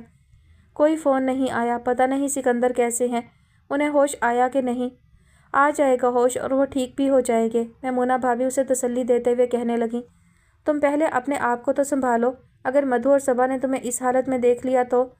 आपने उन्हें बताया तो नहीं? उसने फ़ौरन पूछा। अभी तक तो नहीं बताया, लेकिन अब बताने जा रही हूँ क्योंकि किसी भी वक्त उनका हॉस्पिटल से बुलावा आ सकता है, मैमूना भाभी ने कहा तो उसने चौंक कर पूछा, क्या मतलब? मतलब ये कि उनके दादा कह सकते हैं कि बच्चियों को बाप के पास होना चाहिए और ऐसी हालत में हम मना भी नहीं कर सकते। क्या तुम मना करोगी? मैमूना भाभी ने वजाहत करके पूछा तो वो आहिस्ता आहिस्ता नफ़ी में सर हिलाने लगी। फिर क्या ये बेहतर नहीं है कि हम पहले से उन्हें तैयार कर लें? मैं अभी उन्हें बुलाकर बताती हूँ कि। दरवाज़ा खुलने की आवाज़ से मैमूना भाभी बात अधूरी छोड़कर उधर मतवज्जा हो गई। तभी नबील अंदर आए और कार्डलेस आसिया की तरफ बढ़ाते हुए बोले, फूफो, शाहजहांगीर आपसे बात करेंगे। आसिया ने झपटने के अंदाज में कार्डलेस लेकर कान से लगाया था। हेलो, अस्सलाम वालेकुम डॉक्टर साहिबा, कैसी हैं आप? मैं ठीक हूँ, आप सिकंदर का बताएं, उन्हें होश आया? वो किसी तरह अपनी बेताबी छुपा नहीं सकी। आपको बुलाने के लिए उसका होश में आना शर्त तो नहीं है। वो बेहोशी में भी आप ही को पुकार रहा है, शाहजहांगीर ने कहा तो वो कुछ बौखलाकर मैमूना भाभी को देखने लगी। हेलो डॉक्टर साहिबा, उधर से शाह जहांगीर ने पुकारा। तब वो संभल कर बोली, जी फरमाइए, आप आ जाएं प्लीज़ अपने मरीज़ के पास। शाह जहांगीर ने मुल्तजी लहजे में कहा। वो कहने जा रही थी कि मैं आ रही हूँ, लेकिन अचानक बाबा जान का ख्याल आने पर होंठ भींच गई, जबकि समाअतें मुंतज़िर थीं और इस बार उसकी समाअतों से जो आवाज़ टकराई वो शाह जहांगीर की नहीं थी। हमारे सिकंदर की हर सांस तुम्हें पुकार रही है, आज तुम ही हो ना? कौन? वो बूढ़ी कमज़ोर आवाज़ और टूटे हुए लहजे में उलझ गई। हम शाह हयात मोहम्मद। बाबा जान जो हमेशा अपना बताते हुए फ़ख्र से गर्दन अकड़ाया करते थे, इस वक्त उनका मुजरिमाना सा अंदाज था। आसिया की समझ में नहीं आया वो क्या कहे क्या करे। खुद को बेबस महसूस कर रही थी। बड़ी मुश्किल से खुद को सहारा देकर बोली, जी शाह साहब, क्या चाहते हैं आप मुझसे? हम क्या चाहेंगे? वो जो चाहने वाला है वो तुम्हें पुकार रहा है। उसकी पुकार पर आओगी? हम फरियाद करें? जी नहीं, आपको फरियाद करने की ज़रूरत नहीं है, मैं आ रही हूँ। उसने जल्दी से कहकर सिलसिला मुनक़ता कर दिया और कार्डलेस एक तरफ रख कर आंखों में उतरने वाली नमी उंगलियों से साफ करने लगी। क्या कह रहे थे जहांगीर? होश आ गया सिकंदर को? मैमूना भाभी ने उसकी कलाई थाम कर पूछा। पता नहीं भाभी, कुछ बताया नहीं उन्होंने। मैं जा रही हूँ। नबील, मधु और सबा को बुलाओ, उन्हें भी ले चलेंगे। वो मैमूना भाभी से नज़रें चुराकर बोलती हुई बेड से उतर गई। उन्हें क्यों ले जाओगी? मैमूना भाभी ने टोका। आसिया ने कोई जवाब नहीं दिया और नबील को इशारा करके ड्रेसिंग रूम में चली गई थी। तकरीबन 15 मिनट बाद जब वो नबील के साथ गाड़ी में आकर बैठी तो सबाहत और मदिया ने सवालों की बौछार कर दी। क्या हुआ है पापा को? कहाँ हैं वो इस वक्त? आपको किसने बताया? तुम दोनों अगर इस तरह करोगी तो यहीं उतार दूंगा। नबील की तनवीह पर दोनों एकदम खामोश हो गईं तो कदरे तवक्कुफ से आसिया गर्दन पीछे मोड़कर उन्हें देखते हुए बोली, बेटा सब्र और हौसले से काम लो। तुम्हारे पापा कार्डियो में हैं और वहाँ उनके पास तुम्हारे दादा और चचा भी आए हुए हैं। उन्होंने ही हमें बुलाया है। वाह, यानी बाबा जान? सबाहत ने खफीफ नज़रों से मदिया को देखा तो उसने इस बात पर सर हिला दिया। फिर आसिया से पूछने लगी, मम्मा, पापा को अटैक हुआ है? हाँ। आसिया ने इख्तिसार से काम लेकर अपना रुख सीधा कर लिया और कुछ देर आगे भागती हुई गाड़ियों को देखती रही। फिर बैग से सर टिकाकर आंखें बंद कर ली। उसके जहन के पर्दों पर कुछ जाने कुछ अनजाने नकूश उभरने लगे। बेटा, इस वक्त तुम्हें सिर्फ अपने पापा का ख्याल करना है, अंडरस्टैंड? जी मम्मा। मदिया इस बात में सर हिलाकर सामने देखने लगी। बाबा जान शाह जहांगीर के कंधे पर हाथ रखे बहुत सुस्त रवि से उसी तरफ आ रहे थे। मम्मा, वो बाबा जान आ रहे हैं, मदिया ने धीमी आवाज़ से आसिया को मतवज्जा करके कहा। हाँ, जाओ मिलो उनसे, सबा को भी ले जाओ। वो उन दोनों को भेजकर नबील को बेंच पर बैठने का इशारा करती हुई वहीं से पलटकर डॉक्टर इकरामुल्लाह के कमरे में आ गई। अस्सलामुअलैकुम डॉक्टर साहब, मैं डॉक्टर आसिया सलाहुद्दीन। जी, मैंने कल रात ही आपको पहचान लिया था। आप डॉक्टर अब्दुल वहाब के हॉस्पिटल में होती हैं। आपकी याददाश्त की दाद देनी पड़ेगी डॉक्टर साहब, क्योंकि ये बहुत पुरानी बात है, तकरीबन 15 साल पुरानी। उसने कहा तो डॉक्टर इकरामुल्लाह हैरत से बोले, वाकई? जी। और अब आप कहाँ होती हैं? अपने क्लिनिक में, और इस वक्त मैं अपने अजीज़ शाह सिकंदर हयात को देखने आई हूँ। उसने रस्मी गुफ्तगू मुख्तसर करके अपनी आमद का मकसद बयान कर दिया। हाँ, रात आप शाह सिकंदर के साथ आई थी। वो आपके अजीज़ हैं? जी। अब कैसे हैं वो? बेहतर तो नहीं कह सकता, बहरहाल ख़तरे से बाहर है, डॉक्टर इकरामुल्लाह उठते हुए बोले। Thank God. वो उनके साथ बाहर आई और फिर आईसीयू की तरफ जाते हुए उसने कसदन उस तरफ नहीं देखा जहां बाबा जान उसकी बेटियों के साथ बैठे थे, जबकि उनकी नज़रें उसी पर थी और वो महसूस भी कर रही थी। फिर भी उन्हें देखे बगैर निकल आई। शाह सिकंदर के चेहरे पर ऑक्सीजन मास्क फिट था। सांसों के साथ उनकी बंद पलकें बहुत धीरे धीरे हरकत कर रही थी। वो उनके पैरों के पास रुक गई और एक टुक उन्हें देखते हुए बिल्कुल गैर इरादी तौर पर उसने अपना हाथ उनके पाँव पर रखकर हल्के से दबाया था कि उनकी सांसों में बसी उसके नाम की महक ने सारे वजूद में हलचल मचा दी। आस उसके एहसासात पर नरम नरम फुहार पड़ने लगी थी। इंसान फ़ानी है, रूह को फ़ना नहीं, और जो रूह में बस जाए उसके लिए कोई दरवाज़ा बंद नहीं होता। ज़िंदगी के साथ वक्त ख्वाह कितनी आँख मचोली खेल ले, रूह की गर्द को भी नहीं पा सकता। यही कहा था ना मैंने, यही सच है। अब वक्त हमारा कुछ नहीं बिगाड़ सकता। हम इसकी आँख मचोली से बहुत आगे निकल आए हैं, जहाँ दुनियावी बंधन कोई अहमियत नहीं रखते। ऐ मेरी रूह के अमीन। उसने एक बार फिर उनके पाँव दबाया था। शाह सिकंदर की आंखें ज़रा सी खुलीं और फिर नज़रें उस वफ़ा की देवी पर जम गई। कितने लम्हे सरक गए, दरमियान में कोई पर्दा हायल नहीं था। जाने कौन सी दुनिया के दर वाह हो रहे थे। आस। इस बार शाह सिकंदर की आवाज़ वाज़े थी। वो चौंकने के साथ जैसे होश में आ गई। तभी अपने सर पर हाथ का दबाव महसूस हुआ। कौन? उसने ज़रा सी गर्दन मोड़ी और अपने साथ बाबा जान को खड़े देखकर सुन्न सी हो गई। बाबा जान ने आहिस्ता से उसका सर धपका, फिर शाह सिकंदर को आंखें बंद करते देखकर आजिज़ी से बोले, हमसे रूठो मत सिकंदर, हम तुम्हारी खुशी पूरी करने आए हैं। तुम्हारी बेटी को बहुत शान से रुखसत करा के ले जाएंगे। सुन रहे हो ना? शाह सिकंदर सब सुन रहे थे, लेकिन उन्होंने आंखें नहीं खोली, क्योंकि बंद पलकों के अंदर आने वाले दिनों का बड़ा हसीन तस्वुर था, जिसकी दिलकशी उनके चेहरे का अहाता कर रही थी। नबील भाई, आपको मम्मा बुला रही हैं, सबाहत ने नबील के कमरे में दाखिल होते ही कहा। कहाँ हैं फूफो? नबील उठ खड़े हुए। अपने कमरे में। चलो। मुझे नहीं, आपको बुलाया है, आप जाएं, वो किताबों के रैक की तरफ बढ़ती हुई बोली। अच्छा देखो, अभी यहाँ से कोई किताब मत उठाना। नबील उसे तनबीह करते हुए अपने कमरे से निकलकर आसिया के कमरे में आ गए। जी फूफो। आसिया जाने किस ख्याल में थी, चौंक कर उन्हें देखा, फिर अपने बराबर इशारा करते हुए बोली, आओ बेटा बैठो, कोई ज़रूरी काम तो नहीं कर रहे थे? नहीं फूफो। नबील बैठ गए। आपको कोई काम है तो बताएं। काम तो नहीं है, अलबत्ता ज़रूरी बात करनी है। जी। नबील पूरी तरह तवज्जो से सुनने लगे तो कुछ देर रुककर वो कहने लगी, ये उस रोज़ की बात है जिस दिन शाह सिकंदर को हार्ट अटैक हुआ था। उस वक्त वो मेरे पास आए थे मदिया का प्रपोज़ल लेकर। शाह तैमूर गालबन उनका भतीजा है, लेकिन मैंने उन्हें मना कर दिया था, क्योंकि मैं जानती थी कि तुम मदिया को पसंद करते हो। नबील के होंठों पर मबहम सी मुस्कुराहट ने छप दिखलाई थी, जिससे आसिया मुतमईन होकर बोली, तुम पर कोई ज़बरदस्ती नहीं है बेटा, और ना ही तुम इसे मेरी ख्वाहिश समझकर पूरी करने की सोचना। तुम सिर्फ अपना सोचो। आपने मदिया से पूछा है वो क्या चाहती है? नबील ने उसकी ये बात अनसुनी करते हुए पूछा तो वो बेइख्तियार बोली थी, वो तुम्हें चाहती है। फिर फ़ौरन ही एहसास भी हो गया तो बात बनाते हुए बोली, मेरा मतलब है मैंने उससे नहीं पूछा और ना पूछूंगी, क्योंकि वो अपने बारे में बेहतर फ़ैसला नहीं कर सकती है। मुझे यकीन है कि वो मेरे फ़ैसले से इख्तलाफ नहीं करेगी। फिर भी फूफो आप उससे पूछ लें, नबील ने किसी ख्याल के तहत कहा। यह काम तुम खुद कर लो, इसके बाद खुद तुम्हें फ़ैसला करने में आसानी होगी। आसिया ने बड़े आराम से खुद को बरीउज़िमा कर लिया। फ़ैसला तो हो चुका, नबील ने सोचा। फिर आसिया की इजाज़त लेकर अपने कमरे में आए तो सबाहत को खूंखार नज़रों से घूरने लगे। क्या हुआ है नबील भाई? सबाहत वाकई डर गई। फूफो को तुमने बताया है? उन्होंने ऐसे ही खूंखार लहजे में पूछा। क्या? कि मैं मधु को पसंद करता हूँ। नहीं, ईमान से मैंने नहीं। वो अपनी सफाई में बोलती हुई एकदम खामोश होकर उनकी बात पर गौर करने लगी, फिर चीख पड़ी, हाय नबील भाई, मम्मा को पता चल गया? सच, ये तो बहुत अच्छा हुआ। अब आप और वो मधु भी कुछ नहीं कर सकती। बहुत एक दूसरे से छुपा लिया आप दोनों ने, लेकिन mamma the great. Shut up. Nabeel ने उसे खामोश कराने की कोशिश की। कोई शट अप वटअप नहीं, वो उन्हें चिढ़ाती हुई भाग गई। नबील भाई, सबाहत फिर दरवाजे में आ खड़ी हुई। मम्मा कह रही हैं मुझे हॉस्पिटल ले जाएं, पापा के पास। क्या? वहाँ मधु है तो? मधु है तो क्या मतलब? मुझे नहीं जाना चाहिए? और आपकी इतला के लिए अर्ज़ है, मुझे बाबा जान ने बुलाया है। अभी मम्मा के पास उनका फ़ोन आया था। वो तफसील बताने खड़ी हो गई। अच्छा चलो तो मैं आ रहा हूँ, वो उसे टोक कर उठ खड़े हुए।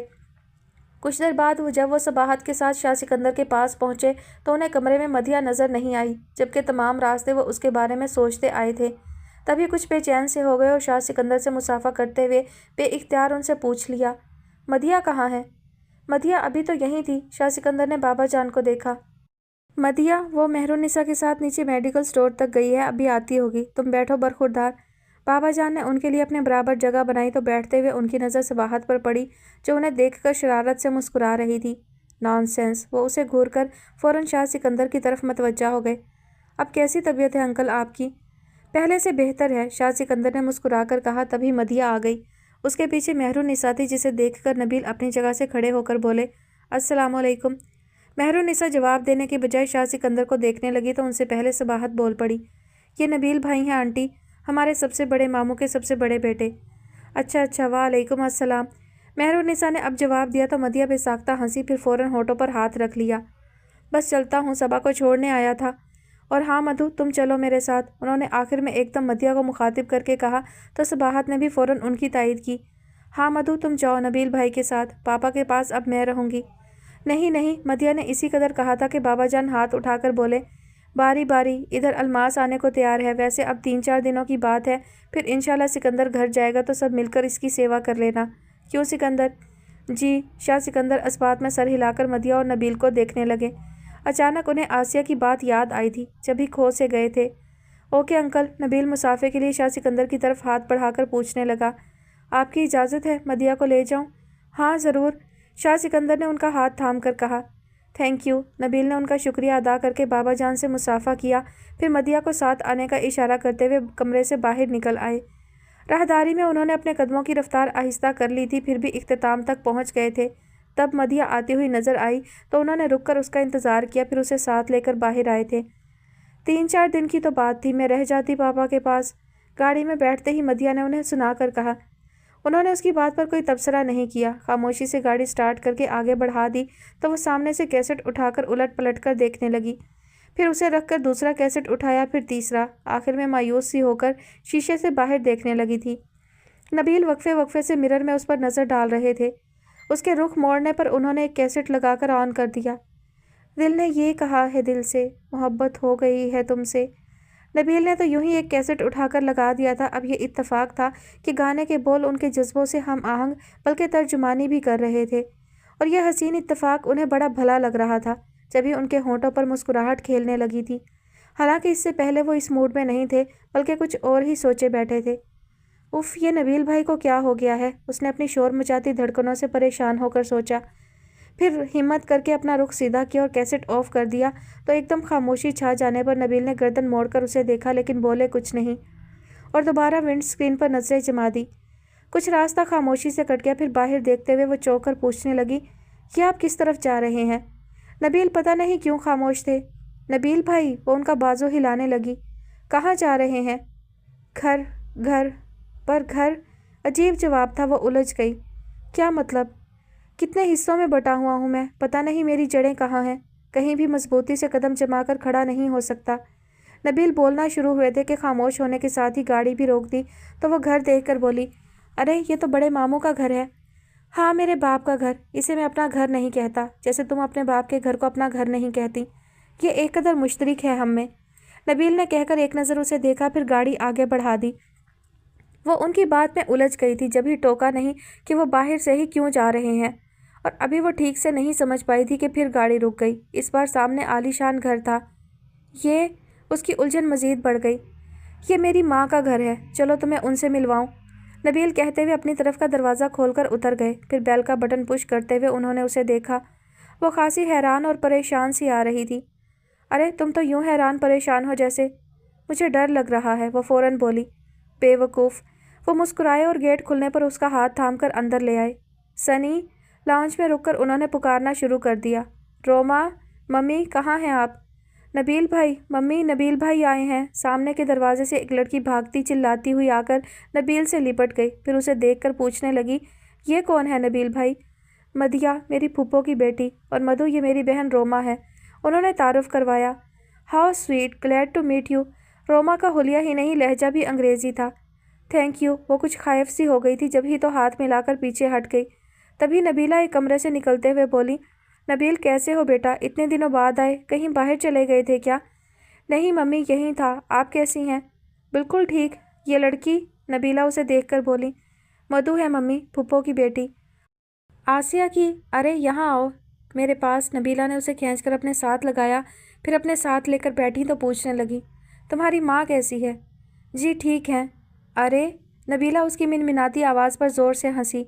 तुम तो बिल्कुल अपनी माँ जैसी हो, डरपोक बुज़दिल। क्या? नबील उछल पड़े। फूफो डरपोक बुज़दिल नहीं है मम्मी।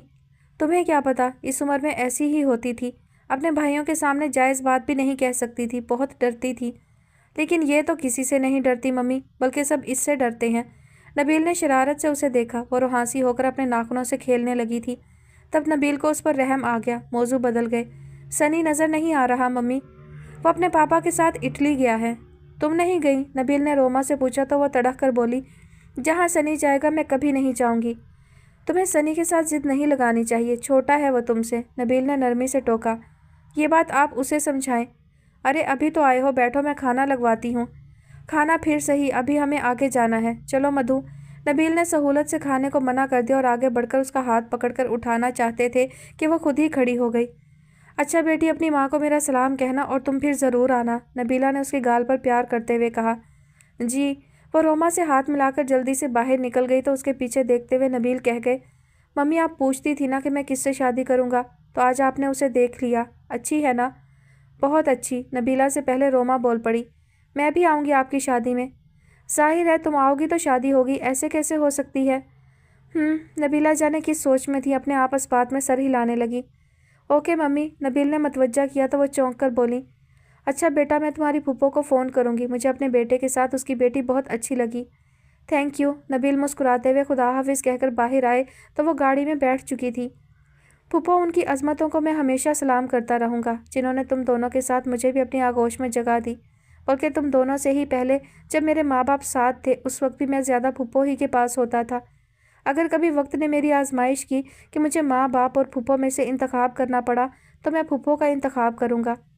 बहरहाल ऐसा वक्त खुदा करे कभी ना आए कि मुझे इंतखाब करना पड़े। ज़िंदगी जिस डगर पर चल रही है यही ठीक है। मैं हमेशा फूफो के साथ रहना चाहता हूँ, एक सादतमंद बेटे की तरह, लेकिन इस घर में नहीं। वो अब्बा जी का घर है और मेरी माँ जैसी फूफो ने हमारी खातिर अपनी ज़िंदगी अपने अब्बा जी के घर गुजार दी, लेकिन अभी बहुत ज़िंदगी बाकी है। उनका बेटा इस काबिल हो गया है कि उन्हें अपना घर दे सके, है ना? उन्होंने उसे गुमसुम हालत से निकालने की खातिर तायीद चाही तो गहरी सांस के साथ उसने सर झुका दिया। जानती हो आज फूफो ने मुझसे क्या कहा? वो आहिस्ता आहिस्ता से उसके कंधे से अपना कंधा टकरा कर बोले कि वो अपनी सरफिरी बेटी की शादी मुझसे करना चाहती हैं। मेरे खुदा, उसका दिल ज़ोर ज़ोर से धड़कने लगा। और मैं उनकी बात तो नहीं टाल सकता। उन्होंने कनखियों से उसे देखा। क्यों नहीं टाल सकते? वो एकदम चीख गई। मजबूरी है। कोई मजबूरी नहीं, आप चाहें तो साफ मना कर दें। वो सारी मोहब्बतें भूलकर उनका बाजू झंझोड़ कर बोली थी। और अगर मैं ना चाहूँ तो? वो एक झटके से गाड़ी रोककर बराह रास्त उसकी आंखों में देखकर मुस्कुराए तो वो बुरी तरह सटपटा गई। आप बहुत। नबील ने आहिस्ता से उसके होंठों पर उंगली रख दी। बुरा नहीं हूँ मैं, अच्छे भी नहीं हैं, वो कहकर रुख मोड़ गई थी। नबील ने शायद ज़िंदगी में पहली बार कहकहा लगाया था। शाह सिकंदर डिस्चार्ज होकर घर आ गए थे और अगले माह उन्हें बाईपास के लिए अमेरिका जाना था।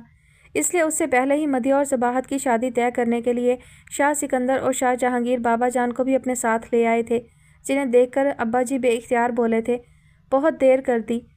हाँ, रात ढल गई। बाबा जान ने अब्बा जी को गए वक्त से निकाल कर आने वाले रोशन दिनों की नवीद देकर बिठाया, फिर कहने लगे, हम कभी गए वक्त का मलाल नहीं करते, हमारी नज़रें हमेशा आने वाले वक्त पर रहती हैं।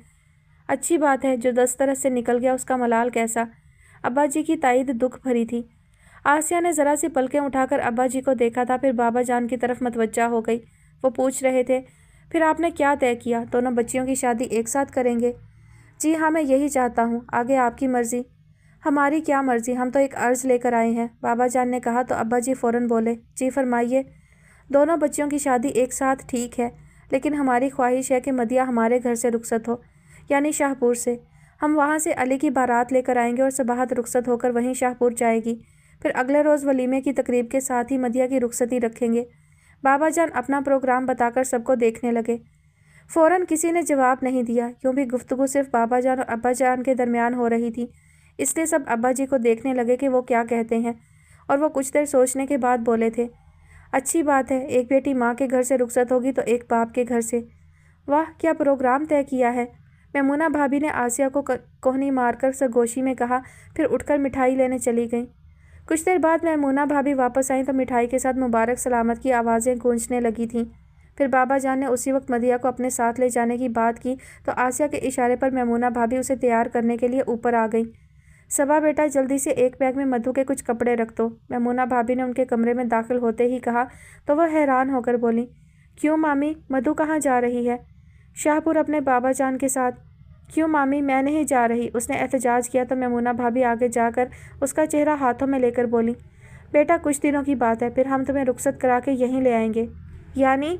सबाहत समझकर खुशगवार हैरत में घिर गई। क्या कह रही हैं मामी? मदिया कुछ समझी नहीं। सबा बताएगी तुम्हें। सबा बेटा जल्दी करो, वो लोग जाने को तैयार हैं, मैमूना भाभी उसका गाल थपक कर सबाहत से कहती हुई चली गईं। बेवकूफ़, तुम्हारी शादी तय हो गई है नबील भाई के साथ। उमर जान ने कब से दरवाजे में खड़ा था, मधु की होंक शक्ल देखकर चिल्लाया, फिर तासुफ का इजहार करते हुए बोला, हाय बेचारे नबील भाई, उनकी सारी ज़िंदगी तुम्हें ज़रा ज़रा सी बात का मतलब समझाते गुजर जाएगी।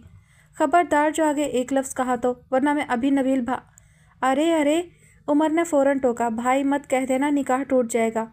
कहूँगी, एक बार नहीं 100 बार कहूँगी। नबील बेसाख्ता बोलते हुए उसकी ज़ुबान तालू से चिपक कर रह गई। हाँ बोलो, आगे बोलो, उमर उकसाने लगा। तुम्हारा सर। उसने तकिया उठाकर उमर के सर पर दे मारा तो वो ज़ोर ज़ोर से हंसने लगा। तभी सोबिया भागती हुई आ गई। चलो भाई मधु, सबा सब नीचे बुला रहे हैं। मुझे भी, सबाहत ने अपनी तरफ इशारा किया। क्यों, तुम्हारा पर्दा है सबसे? उमर ने कहा था। वो उसे धकेलकर सबसे आगे चल पड़ी, लेकिन ड्राइंग रूम में दाखिल होने की हिम्मत नहीं हुई। वहीं रुककर इंतज़ार किया। मदिया और उमर के साथ अंदर दाखिल हुई थी। आओ बेटा। आसिया और शाह सिकंदर बेटियों को देखकर एक साथ अपनी अपनी जगह से खड़े हुए थे और दोनों ही ने हाथ उनकी तरफ बढ़ाए थे। बिल्कुल बेइख्तियारी हरकत थी जिसने सबको अपनी अपनी जगह जैसे साकत कर दिया था। मदिया और सबाहत ने बहुत खामोश नज़रों से एक दूसरे को देखा। फिर धीरे धीरे चलती हुई सबाहत आसिया और मदिया शाह सिकंदर के पहलू में रुकी तो साकत वजूद यकदम मुतहरिक हो गए थे। चलो बेटा, इजाज़त दीजिए, इंशाअल्लाह जल्द मिलेंगे। मुख्तलिफ आवाज़ें गूंज रही थी। साथ गले मिल रहे थे और उन गले मिलते लोगों के दरमियान वो नदी के दो किनारे एक दूसरे को देखकर मुस्कुरा रहे थे। उनके अंदर अब गए वक्तों का मलाल नहीं था, बल्कि आने वाले दिनों का हसीन तसव्वुर, जहां उनकी औलाद की खुशियां रक्स कर रही थी, जिनकी धमक उन्हें अभी से अपने दिल पर महसूस हो रही थी।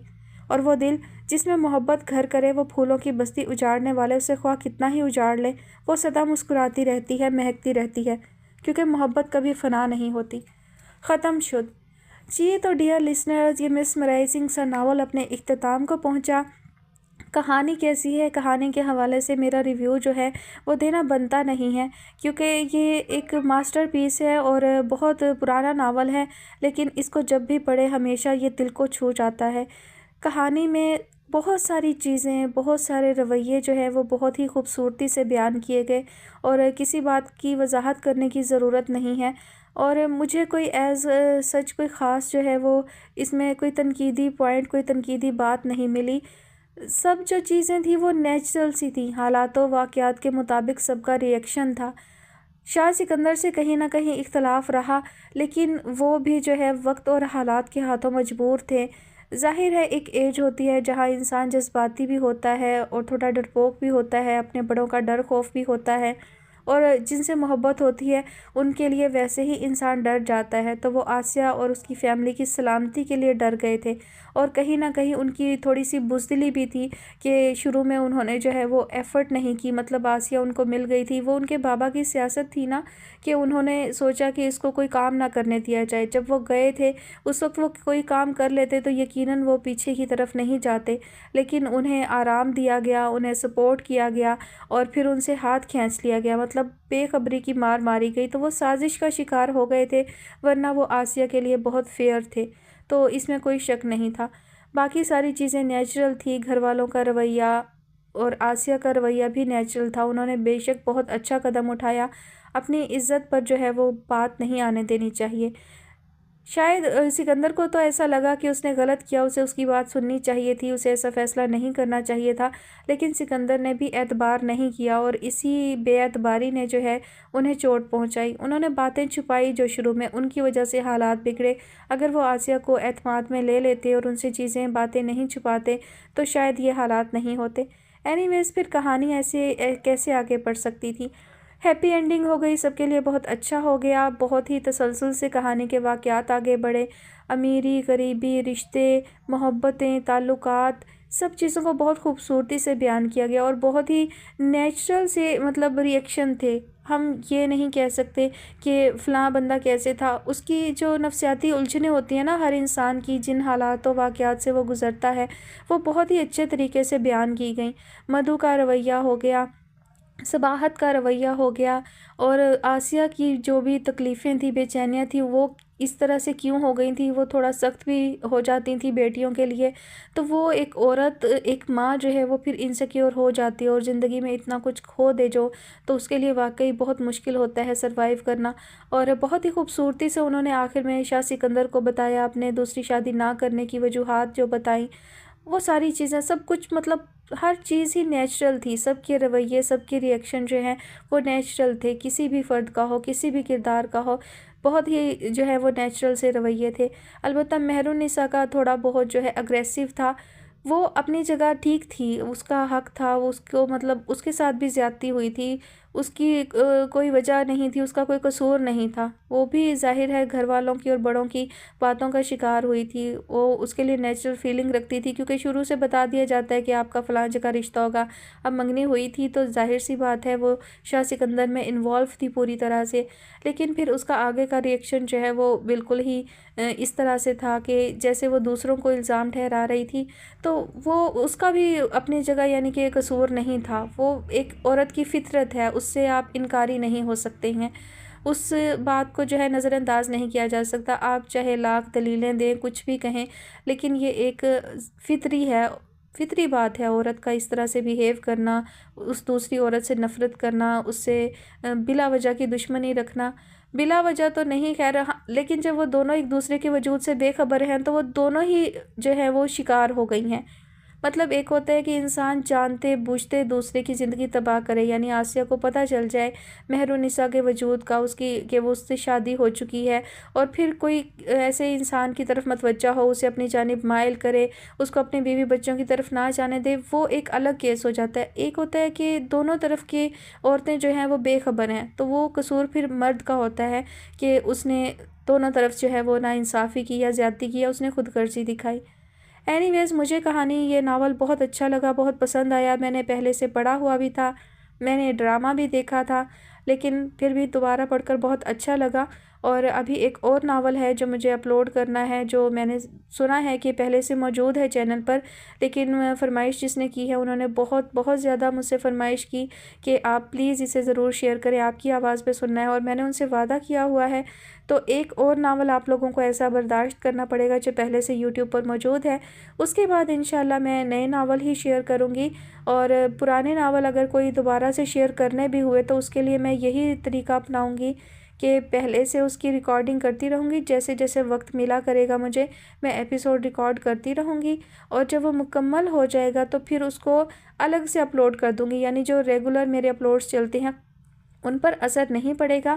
اور ایسے ناول جو ری اپلوڈ کرنے ہوں، جو یوٹیوب پر موجود ہونے کے باوجود آپ لوگ میری آواز میں سننا چاہتے ہیں، تو انہیں پھر میں ایسے ہی شیئر کروں گی، لیکن اس میں وقت لگے گا، مطلب کوئی فکس ٹائم نہیں ہوگا کہ کب کوئی ناول جو ہے وہ اپلوڈ کروں گی۔ وہ جب ریکارڈ کمپلیٹ ہو جائیں گے تمام ایپیسوڈ تو پھر انہیں میں شیڈیول کر دیا کروں گی، چاہے پھر وہ ایک دن میں 2 ایپیسوڈ اپلوڈ کر دیا کروں تو وہ ہوتی رہیں گی، اور جو ریگولر چل رہی ہوگی ریکارڈنگ، ریگولر جو ناول اپلوڈ ہو رہا ہوگا وہ اسی طرح چلتا رہے گا، اس پر جو ہے وہ اثر نہیں پڑے گا اس کا۔ تو ٹھیک ہے، انشاءاللہ کوشش کروں گی، یہ میرے ارادے ہیں چینل پر اپلوڈ کے حوالے سے، لیکن ظاہر ہے وقت پر اور حالات پر منحصر ہے، ہر چیز جو ہے وہ ہمارے ارادوں کے مطابق نہیں ہوتی ہے، ہماری مرضی سے نہیں چلتی ہے، ہمیں وقت اور حالات کے مطابق جو ہے اپنے شیڈول کو چینج بھی کرنا پڑتا ہے۔ تو آپ سب اپنا بہت سارا خیال رکھیے گا، مجھے اپنی دعاؤں میں یاد رکھیے گا، انشاءاللہ جلد نئے ناول کے ساتھ حاضر ہوتی ہوں۔ اللہ حافظ۔